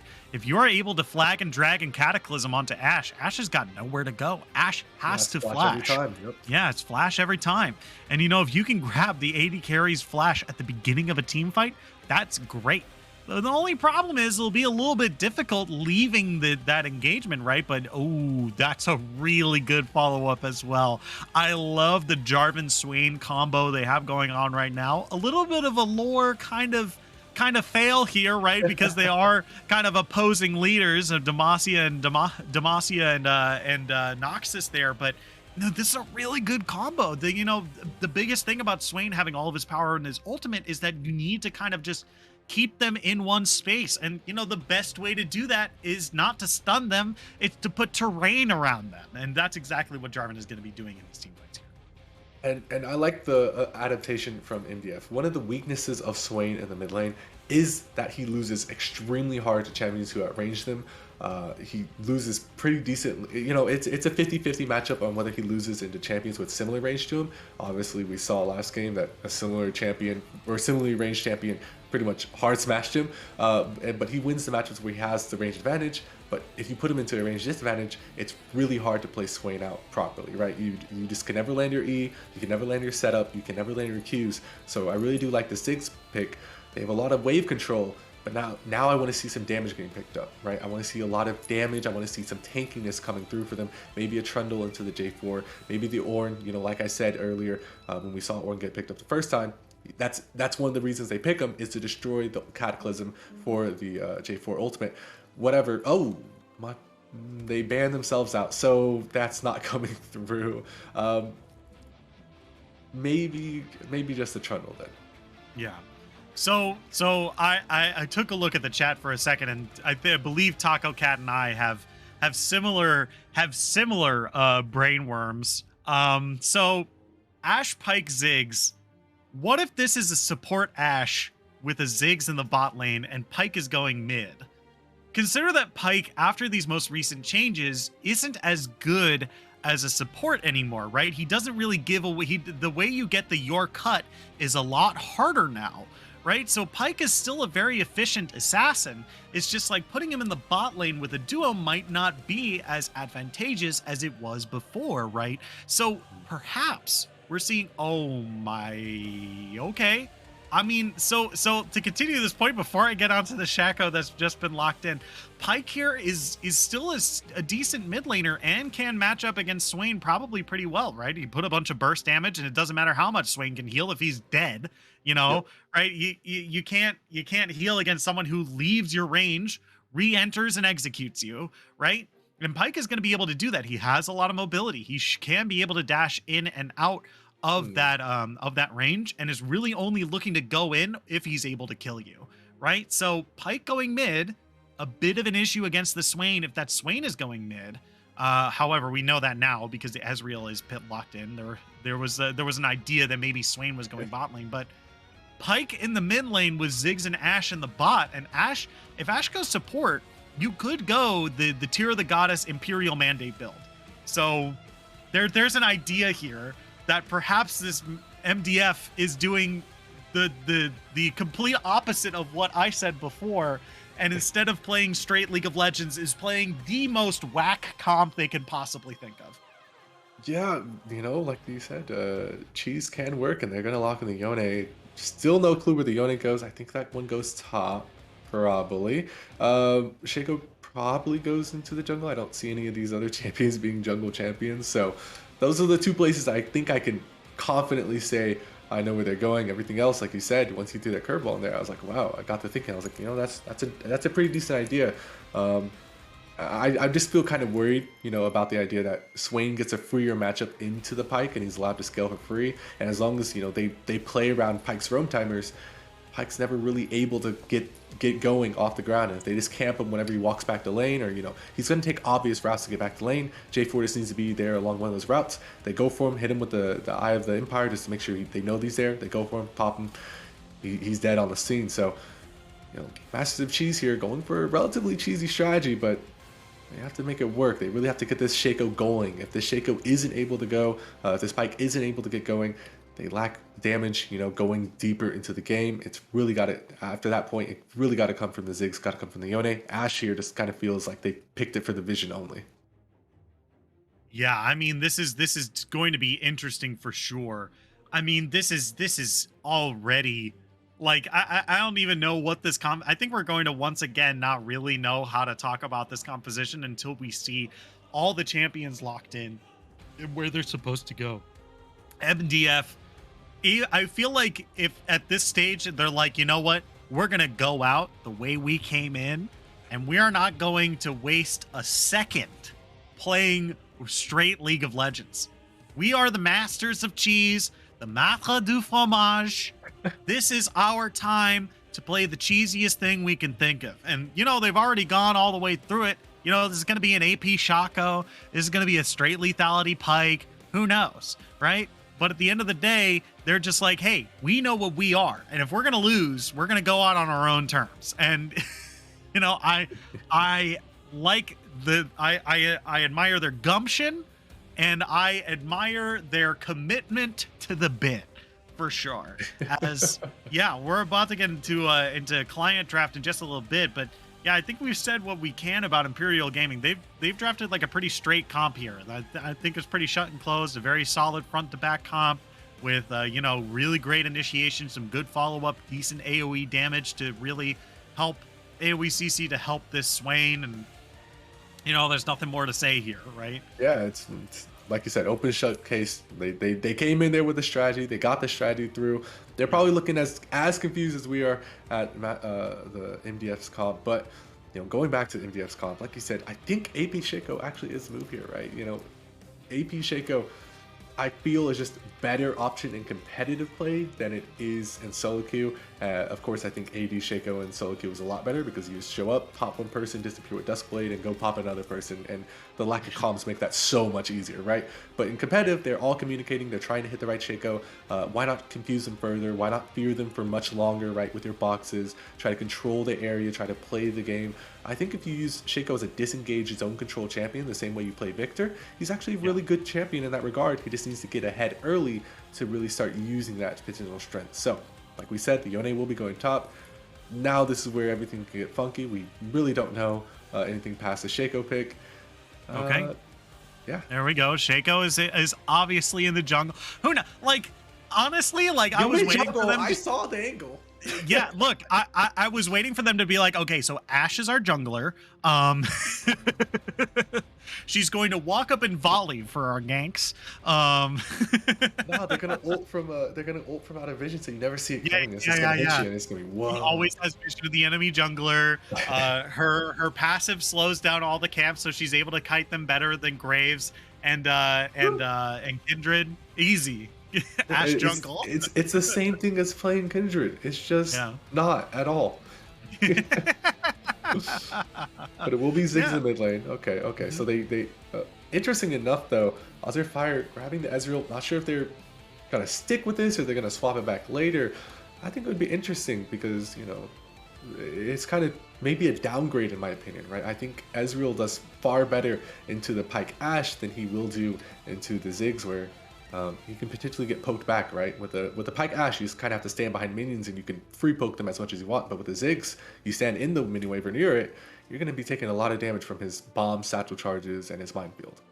Yeah, I mean, to me, I think you already hit the nail on the head when you were saying, like, Swain does not do well into matchups where you outrange him, right? And if that's the case, then, like, do you really want to be putting Swain up against a Ziggs, right? I mean, if Azure Fire can play Ezreal and a one weapon X, OVA weapon X can play Swain, I mean, just why not just make the swap, right? You still end up having the same.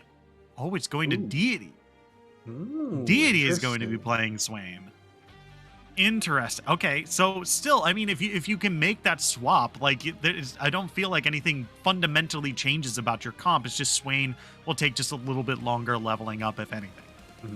And you know, this might be the angle that we see the Moonstone Swain come out, right? Like, this could be the angle that it comes through, or they could, because, you know, they already have an AP damage threat in the Lilia. They don't necessarily need more AP, especially if she goes to Riftmaker and she has a lot of other damage coming through. Her W, ever since that buff, she's just been so insane.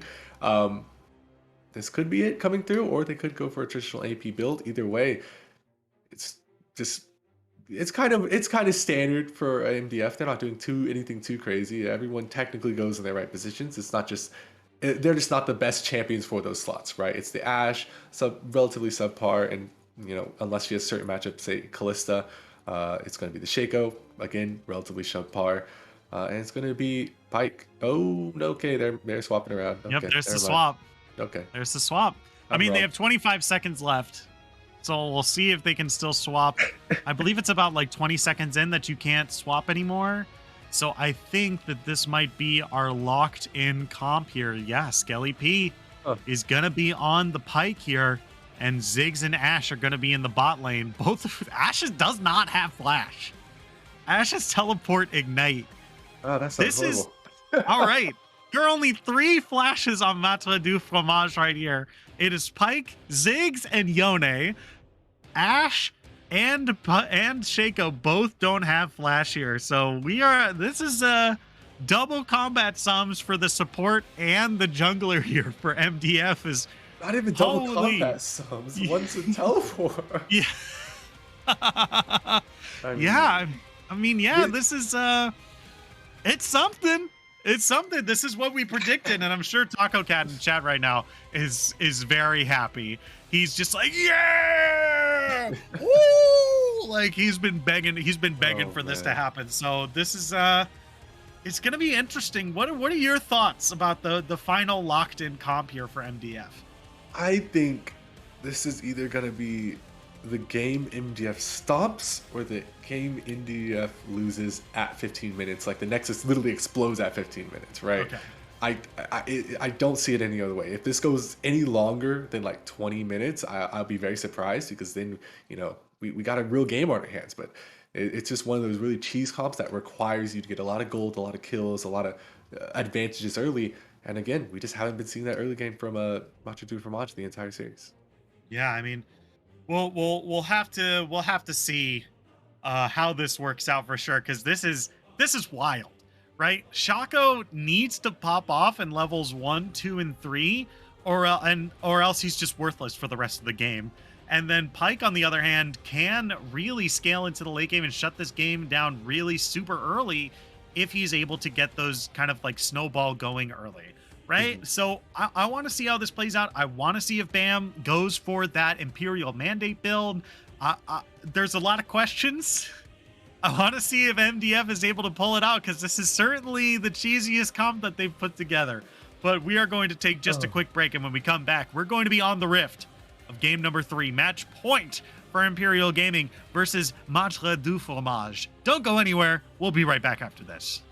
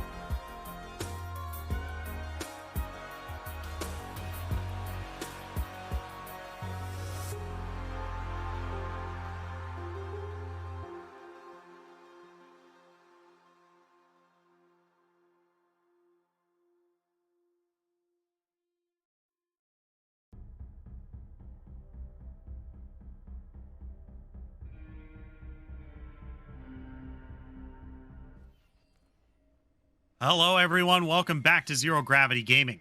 My name is Shinkari. I'm joined by Arlen, and here we are.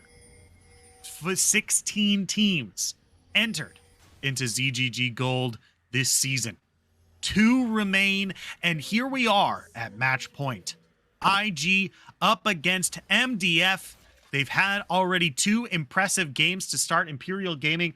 What a great couple of games, but now it's up to MDF with their curveball of curveballs to finally give us that silver scrapes moment. Will they be able to do so? Will they be able to hold on, or will this be a shut and closed 3-0 victory from Imperial Gaming?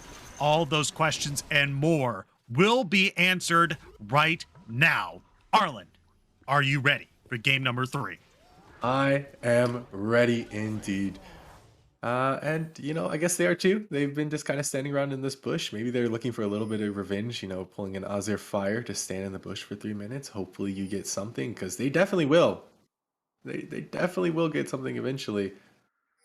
Oh, that is YESTV. Interesting. Oh, so yeah. Noble Bark's not going to have any fun. Does he have any real way to lock him down besides slows? I don't think so. Yeah, I don't know how they're getting this kill. They don't have a stun. They don't have they don't have flashes to follow up. Yeah, so how are they? Noble Bark goes through. They're past. Oh, he's dead. He's dead. Okay, he's going for it. They're going. Oh, they've smelled something. Okay, Noble Bark immediately flashes away, and there's the whole strat thrown out the window. As no, this Ashe is not going bot lane. This Ashe is roaming around with Shaco. Oh, that is horrific. That's so bad. Okay, and here's why it's bad, right? Because obviously she's never gonna hit her power spike. She's never gonna hit level 2 unless she's in a lane. She's only gonna ever get catch-up XP because she's never gonna be farming. She doesn't get any of these camps. The camps don't share multiple XP, and it's just gonna allow Stone made Soft to just walk around the map. And that was really dangerous from Chiller Soft right there as well, but it's just going to allow him to get all the advantages he wants in the jungle, and he's going to be able to make plays irregardless. So as long as they're just always consistently watching out for stuff like this, they don't really have to worry about anything. And even though they have level 2, they have man advantage. Dobbs goes a little bit too early on the gank. Oh no, gosh. Noble Bark gets 1, gets 2, might be able to get 3 with the turret, but not going to be able to do it. Noble Bark gets 2-0 to start. This is disastrous. I guess it's one reason you pick the Zig so he can play bot alone, right? And oh, Skelly though. Yeah, Skelly starting off pretty strong in this mid lane, but it seems to be the only saving grace so far by MDF, as that start was not good, and now they're abandoning the whole River Ash strategy as Chiller Frost is in some trouble down here. Skelly P being dove in the mid lane here. Stone Made Soft being taken pretty low. But yeah, this is not the greatest of starts for MDF. Is 1-2 punch. OVA Weapon X finds a kill for themselves. Okay, yeah, this is why this strategy just never had a chance of work. Ooh, was her fire literally single-digit HP? Wow, that was close. But this strategy never really had a chance to get off the ground and start working because unlike River Shin, the Scuttle Crab just doesn't give enough XP anymore without Smite to really do anything, right? So even if this Ashe is roaming around with the Ziggs the entire game, what realistically are they going to be able to do besides throw a single volley every 10 or so seconds because this is a level 1 Ashe? Nothing really. They aren't even going to be able to hawkshot or anything. So good for them to abandon the strategy early, but now they need to come back into this game because they are down, about 800 gold at this point. Looking for a gank up here on the top side. It's going to be a 2v2. Yeah, Vandroll is able to get the fear from the box here, but he's already taken really, really low here. Has to dash away. Dobbs is now in some trouble. Ignite is ticking. They're trying to get away, but Dobbs have to pull back to their spirit here. Stone Made Soft looking for that last bit of damage, but Dobbs is already pretty healthy as Vandroll now setting up a bush strat here, but they're not going to take the bait. W misses. Vandroll going back in, gonna be caught out here. Dobbs flashing forward. Stone Main Soft fasting back towards Vandroll here, but Dobbs is gonna be the one picking up the kill as now Noble Bark prances their way back to their turret. It's 1-0 after that fancy feet play.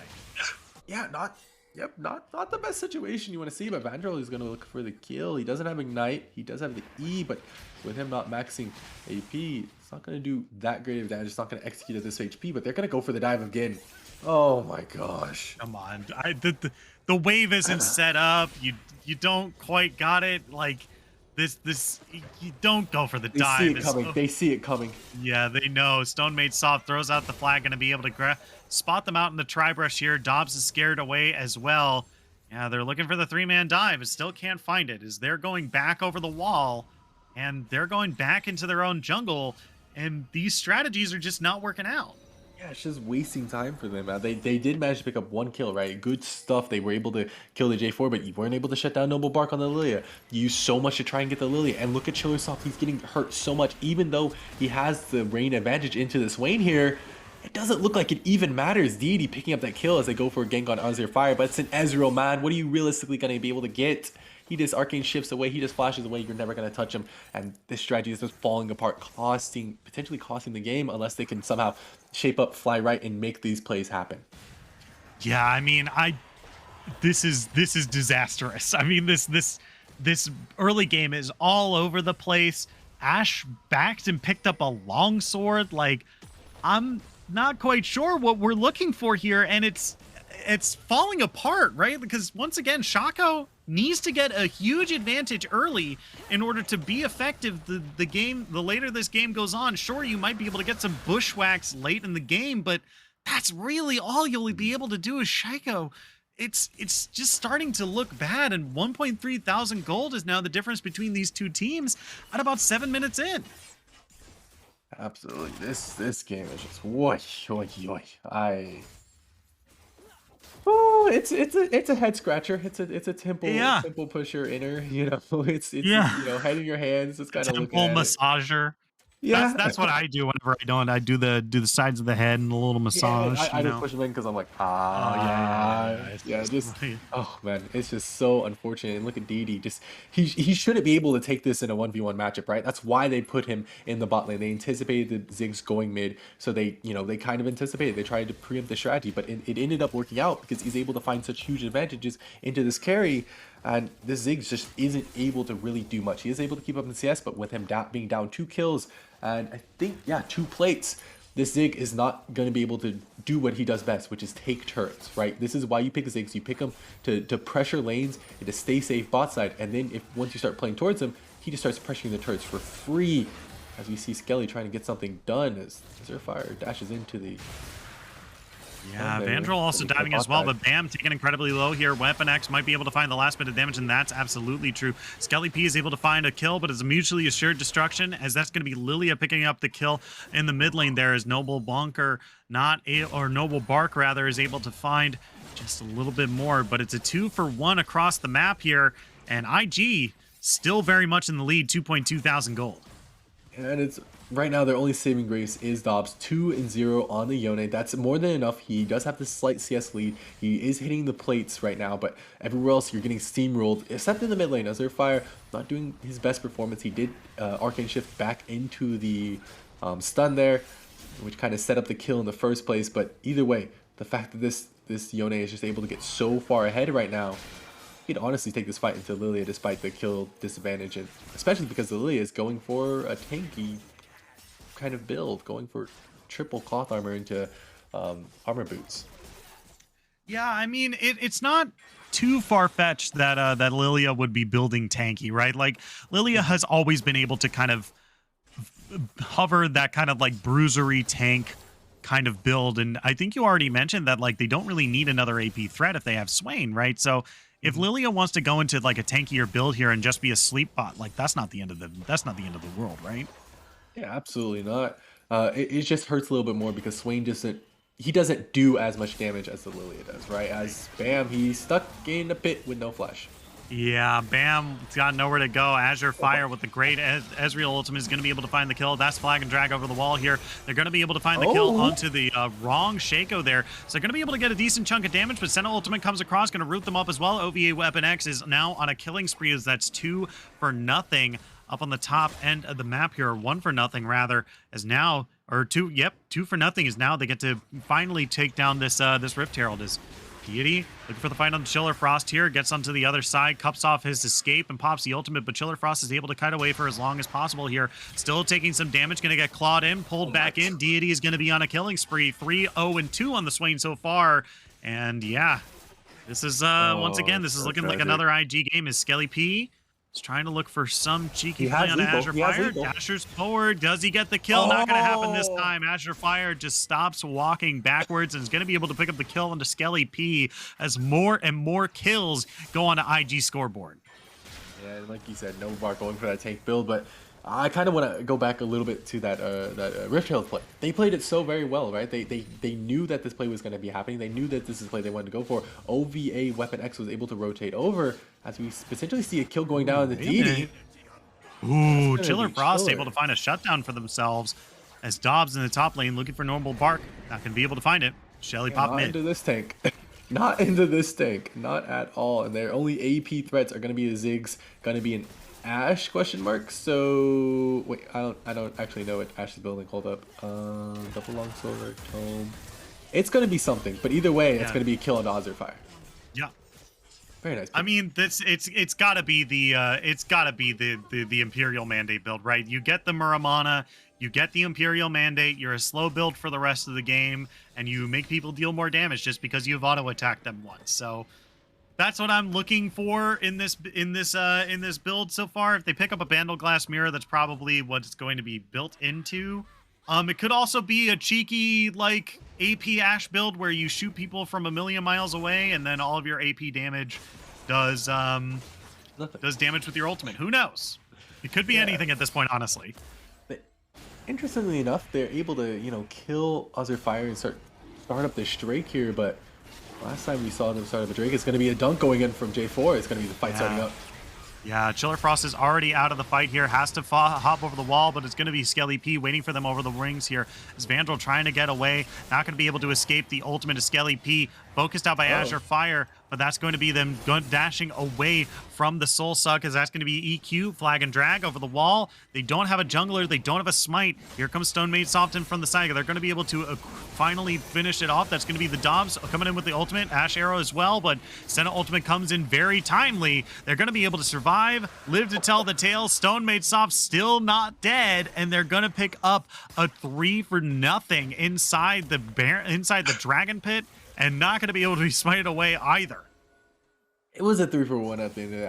I think OVA died. I think he got pulled over the wall and shut down by Skelly. But either way, the fact that we were able to trade just their support's life for all that gold, for that extra resource, and for the shutdown on Dobbs, absolutely massive stuff. And really good job by OVA to, just instantly respawn and to sort of drop the ultimate to save his jungler there, as Bark went a little bit too deep, my friend. Yeah, it might have bitten off a little bit more than they can chew, and Bam is going to be the one picking up the shutdown there, as Azure Fire is looking for a little bit more themselves, but once again, they're going to hop back over the wall thanks to the blast cone, and they're just going to take this one for OL just all the way to the bank, I guess, because at this point, they're up 3.1 thousand gold at this stage, and, they're still sitting pretty comfortably in the lead. Yeah, very comfortable, but you kind of have to see a little bit where that gold is, right? In the mid lane, it's relatively even, right? Even CS overall.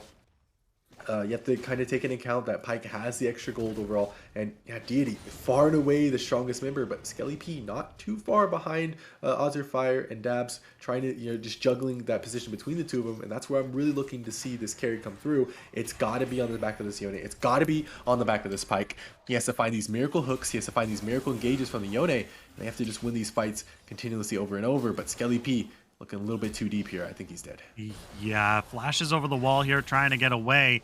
That's going to be Vandal. Did they teleport? They just backed. Okay. Oh, okay. I thought this was going to be a little bit cheekier than that, as they flash forward, throws out the auto attack, going to be able to get the kill this time, as Dobbs is coming in for the side. That's going to be Ash Arrow from downtown. Bam is going to be the one picking up the kill there, as they put a nice chunk of change into their pocket. His first turret goes down for the blue team here, and is going to put a decent chunk of gold in their pockets as well. 3.2 thousand in the lead. Yeah, whenever Bam has his ultimate up, he's been able to hit these from downtown or point blank range. He does not care. Able to find these amazing ultimates and do so much damage with that Imperial Mandate. So it will be the Manamune and Imperial Mandate. Then after that, not really sure what he goes for. Maybe he goes for CDR build, just try to spam the ultimate out, get that to like a 20-second cooldown. Or maybe just goes for a auto attack damage build or something along those lines. Either way, this Ashe has a story to tell for us. And Deity realizes may have overstayed his bounds. Yeah, Deity looking to survive this. Pops the ultimate maybe just a little too soon. But now Skelly and P, Chiller Frost, they want to fight. They have the go button. There's no more Swain ultimate. Doesn't look like they really have the initiation they're waiting for. Maybe Bam is waiting for an enchanted crystal arrow. Oh, they're spotted out with a ward here. Are they looking for the arrow? I think they're looking for it. Hawk shot. Arcane Barrage as well. Enchanted Crystal Arrow is going to come across here, but only land on a Omega OBA Weapon X as 1-2 go down so quickly. And now Bam is stuck between an Ezreal and a Jarvan. Bam's got nowhere to go. Vandal coming in for the side, trying to secure the kill onto Azure Fire. He's going to be able to be successful here, but now has to fight Stone Maid Soft and OVA Weapon X here as they're trying to get that last bit of damage. Vandal is going to go down. The Shaco boxes are going to pop out, but they've got nowhere left to go. No kills left to pick up, and it's a 4-for-1 in favor of IG. They will keep taking these 4-for-1s day in, day out. They do not care what they have to sacrifice to kill these guys on repeat. Because at the end of the day, one person not farming versus 4 people not farming, that's a lot worse according to my math. I was never good at math in school, but I know 4 is greater than 1, and that's not good in this situation. Dobbs trying to go for a little bit of a trade up here in the top side, but Noble Bark, he's taking 53 damage per auto attack, so absolutely 0 damage overall, essentially. Tank Lilia doing so much work despite not dying to Dobbs, their only way to get back into this game, and that's super important, right? If he was dying on repeat to Dobbs, That's how they get back in this game, right? But the way he's just dancing around him, just taking up all his damage, doesn't care that he is taking damage in the first place, just allows them to, for the rest of the map, to play super aggressively. And that's why you pick Yone and Delilia. He's able to cleanse the ultimate with the, jumping back to his E immediately. And Skelly P, I think he walked in the wrong house, my friend. Yeah, Stone Made Soft here doing a good job of scaring the way. That's going to be the hook being pulled in. Flash EQ combo going to get on top of Ashe, as that's going to be the Ezreal ultimate coming across. Going to go wide though. Great stun onto two members. They tried to flash over the wall and chase, but they're able to find the double kill at the end of the day. OVA Weapon X is looking pretty scrum-diddly-umptious for Dobbs right now, as they're trying to be able to confirm the kill, but they're not going to be able to do so, as Deity is able to find the kill on to Shaco on the back end here. Dobbs still looking for a little bit more, trying to find that last bit of damage, and not able to do it so far. 22-9, 6.5 thousand gold in the lead. IG still looking real strong. Maybe IG is looking, for the record that they set last time, right? It was like, what was it? Like 20-minute victory or something like that. Now they're looking, maybe a sooner victory than that. 19 minutes, 18-minute victory. It's definitely possible. They just need to keep this kind of pressure up, going stronger, especially with the way that Skelly beat his ult. I think he just ulted. Yeah, he just used his ult. Yeah, Noble Bark is in some trouble here, but that's going to be Skelly P looking for something. Vandrel's going to be finding the shutdown there, as Noble Bark is 1v3 right now, able to do so. They find one kill, they find two. Dobbs still looking for more. Deity is still here. He's underneath. Can he get that last bit of damage? Bam taken real low. They're able to find the triple kill. Deity proving their godlike status comes out huge in this jungle play. Oh my gosh, it's just like they're filing in one by one, right? They're going in through the Hexate portal, then they just start taking a fight slowly, trying to work up members, but they're just set up in a position where they can take the fight. Stone Made Soft, OVA Weapon, they were there already, they were ready to take a fight, and they took it, and they won it really, really well. DD coming in, clean up on the Swain, 10-1, a great performance this entire series, but especially the first and the second game series, third game series, or game rather, and making it just look so easy, as Vandrel trying to go in for the steal, but they see it coming from a mile away. They just jump off of the Drake, and it's going to be Stone Made Soft picking it up and a kill onto the Shaco.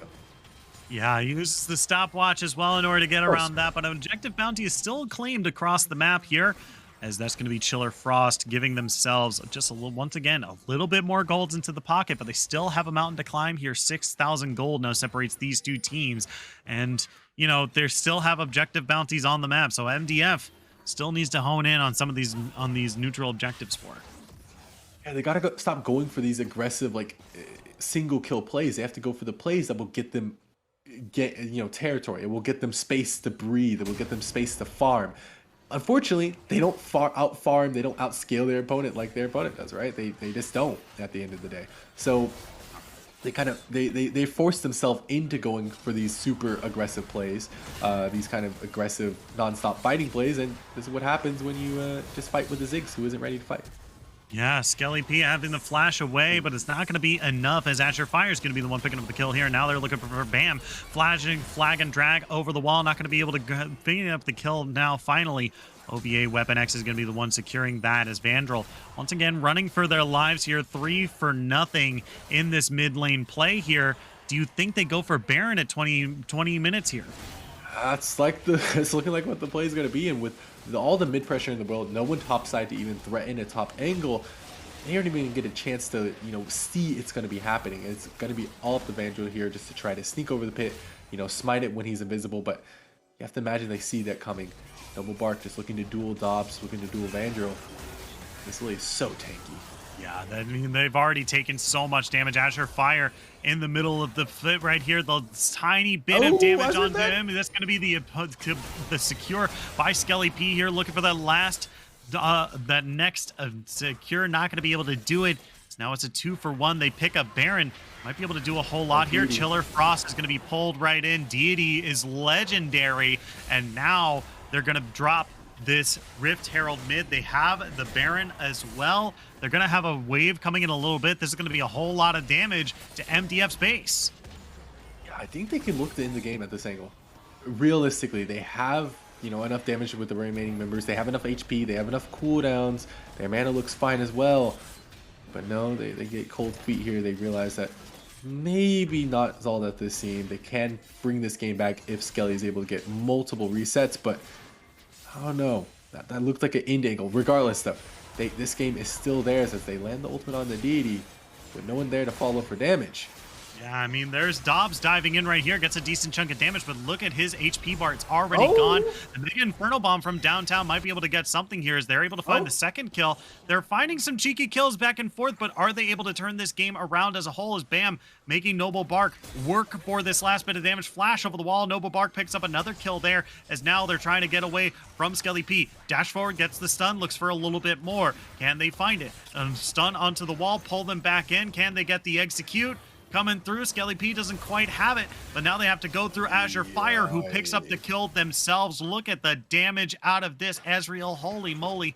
Chiller Frost has got nowhere to go except into their own jungle to escape from people in their own base. And right now, it's just the Lilia is so tanky. Maybe if that play had been on a normal Lilia, but Mans just refuses to die. So they're going to be able to push in some more, look for the inhibitor, doesn't quite find it. They do find a little bit of damage, but either way, they off of that play that they should have lost quite a bit of control, they were able to rest it back, and reset the game state a minute up until this next Drake. And look at the damage on this Ezreal. Great dodge off that ultimate. Yeah, they're still looking to find that kill. Vandal is long gone, though.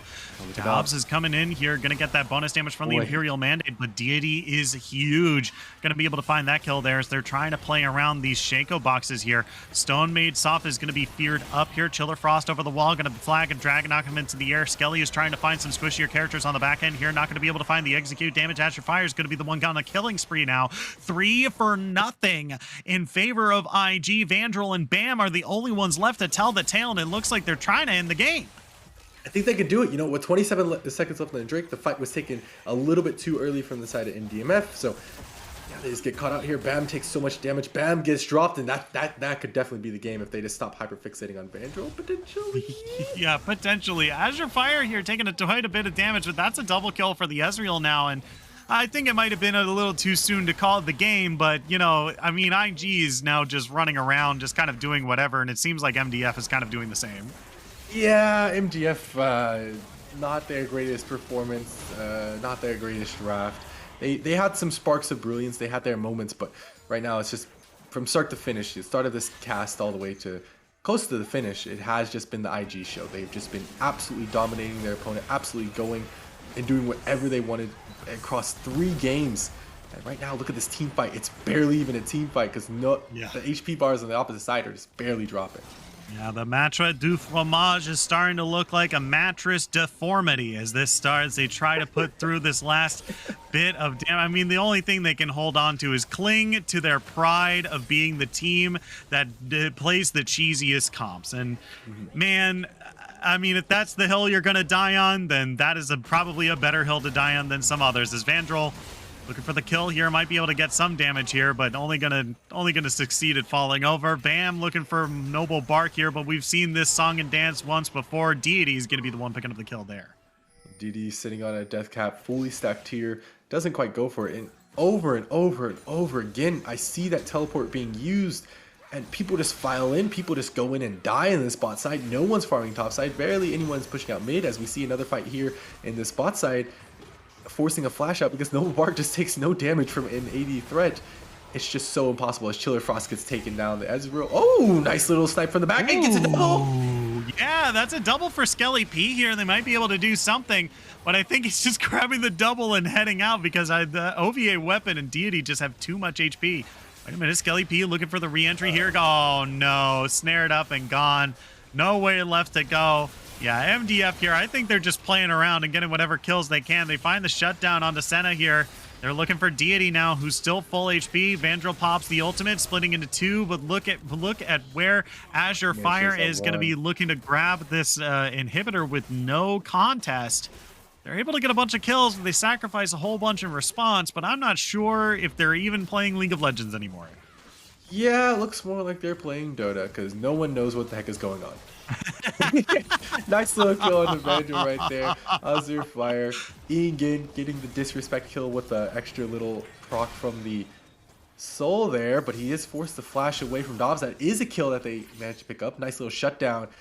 But still, you look at the goal difference between these two teams, and even though they all died at least once in these last few minutes, it doesn't matter. They are just going to go straight for this Baron, and unless they manage to flip a Baron off of a great Ziggs bomb plus Shaco Smite combo, I just don't see them bringing this game back at the Baron.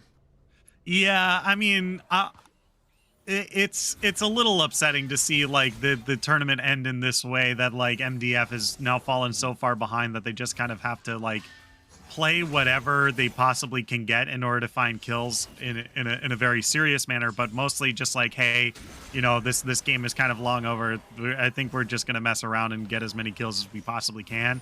Because take a look at the score line. It's 48-19. They're down Dragon Soul. They're down 12.6 to over 12,000 gold, and now look at this. Flag and Drag, Sleepy taking a dirt nap. Bam goes down. Dobbs was able to find a good ultimate, but has to go back all the way to their soul. Skelly P coming in, but immediately going to get bursted down by the enemy team. Vandrel looking for something here, maybe to find a cheeky kill, but he's going to pop the little Shaco boxes, but everyone is not going to walk anywhere near that, as now they're making their way down mid lane, walking fast, faces pass, and their Gold League champions final bound, as this is going to be the final game, the final team fight. That's going to be the Cataclysm coming across. Dobbs goes down, and Vandrel is the only one left to defend the base, but it doesn't look like they want him to go back into the summoner platform. He gives the jukes, but can they get the kill? The HP goes down. OVA Weapon X is on a killing spree, as now Bam respawns, and that's going to be a double kill for the Senna. Ezreal ultimate across the summoner platform, and the Nexus explodes, goes down, and here we are, your champions of the Gold League for Zero Gravity Gaming. Imperial Gaming shows up strong and shows why they are the kings of Zero Gravity Gaming Gold League. Yeah, IG made it look easy across every single series, no matter what they were drafted into, no matter how bad the draft looked on paper, especially game one. You know, we thought MDF had that, right? It was such a good draft. It was a smart, calculated draft. It didn't matter. They were just better players. They were able to overcome it. And that's pretty much been the story of this entire series. They were just better players, and they were able to overcome situations where other players might normally falter. But regardless, congrats, hats off to Imperial Gaming, GG's to MDF, and let's look forward to Amateur Worlds. Yeah, I mean, this does mean that Imperial Gaming is moving on to kind of a larger event called Amateur Worlds, where they're going to be representing Zero Gravity Gaming's Gold League, and I'm really looking forward to see how they'll perform against teams from multiple other leagues of NA Amateur for sure. We are going to take just a short break, and when we come back, we are going to be on the desk with Adam and the rest of the team for the analyst desk to break down that series, break down that final game, and to give you a send off for Zero Gravity Gaming. Don't go anywhere. We'll be right back after this. And welcome back to the Analyst Desk. I'm alongside Industrial and Taco Cat, where we just saw Imperial Gaming complete the sweep here. And overall, Game 3, yeah, it happened. It definitely was a game. Industrial, from the draft, we knew something was going to be amiss with this one. That support for me. It was the Ashe support. River Ashe, great idea. The execution, however, just wasn't really there. And I don't think taking the Ignite and Teleport was as good of an idea. I think it should have been a Flash for sure. I think a Flash would have been a lot more useful there. Yeah, and Taco Cat, we can look at MDF all that we want and sort of their strategies coming into it, but we have to acknowledge the fact that Imperial Gaming, they had a really standout performance today. They didn't leave anything up to the imagination and saying, we are the most dominant team in ZGG Gold here, and they take the championship in a 3-0. What was your favorite part to see about Imperial Gaming here, I guess? So I think everybody had their own like ups and not downs, obviously, because they looked dominant the entire time. But everyone had their like shining moment. I think Noble in the top lane was super standard, super solid. You know, just a top laner, great. Stone, especially game one, in my opinion, his pathing was insane. He had Vandrel looking like he was dizzy the entire game. And then As You Fire had the snake game where he just popped off. Bush plays all around, and then Deity, that last game, he probably could have 1v5'd the entire team, and then it wouldn't have mattered. Everyone on Imperial had their own shining moments, and I think they all played a hell of a game. Yeah, and honestly, we can't ignore the fact that they were absolutely dominant throughout the entirety of the playoffs. You know, running the winners bracket, no sort of losers bracket buff here in our league, unlike what we see in other leagues. But Industrial, any sort of final thoughts on that series as a whole? Honest series, I got to see some pretty fun stuff that I really liked. I liked all the cheese stuff that we saw from MDF. I liked how well we see the synergy, and I'm glad to say, like, yeah, that's Zero Gravity's team for the amateur league, and that's awesome for me. And I think both teams did awesome. I think it was a great performance overall, and congrats to Imperial. Taco Cat, how about you? Any final words? I mean, Masters of Cheese, I don't think anybody would have predicted what you drafted in that last game. I love you for it. Just maybe do it in a scrim before you do it. But Imperial, you look great. I'm excited to watch you in Amateur Worlds. And that's all I really got to say. I'm really happy that we'll be seeing a really strong representative from ZZG. For sure. And of course, that is our final game of Zero Gravity Gaming, at least for this season. Keep an eye out on any announcements in the Discord for the next season for registration if you're looking to join a team or any of the like. Of course, want to give a big thank you to analysts on the desk today, Industrial and Taco Cat. Thank you very much for joining me here, as well as Shinkari and Arland for bringing us the gold lead action from the Rift. And of course, biggest shout out of all to Brennan MXL at the back, doing amazing work on the production. As always, you know, he's the real champion in all of our hearts. So big thanks to Brennan there. But other than that, that wraps it up for this season. Thank you all so much for joining us tonight. We will see you next season on Zero Gravity Gaming. Good night, Bye. everyone.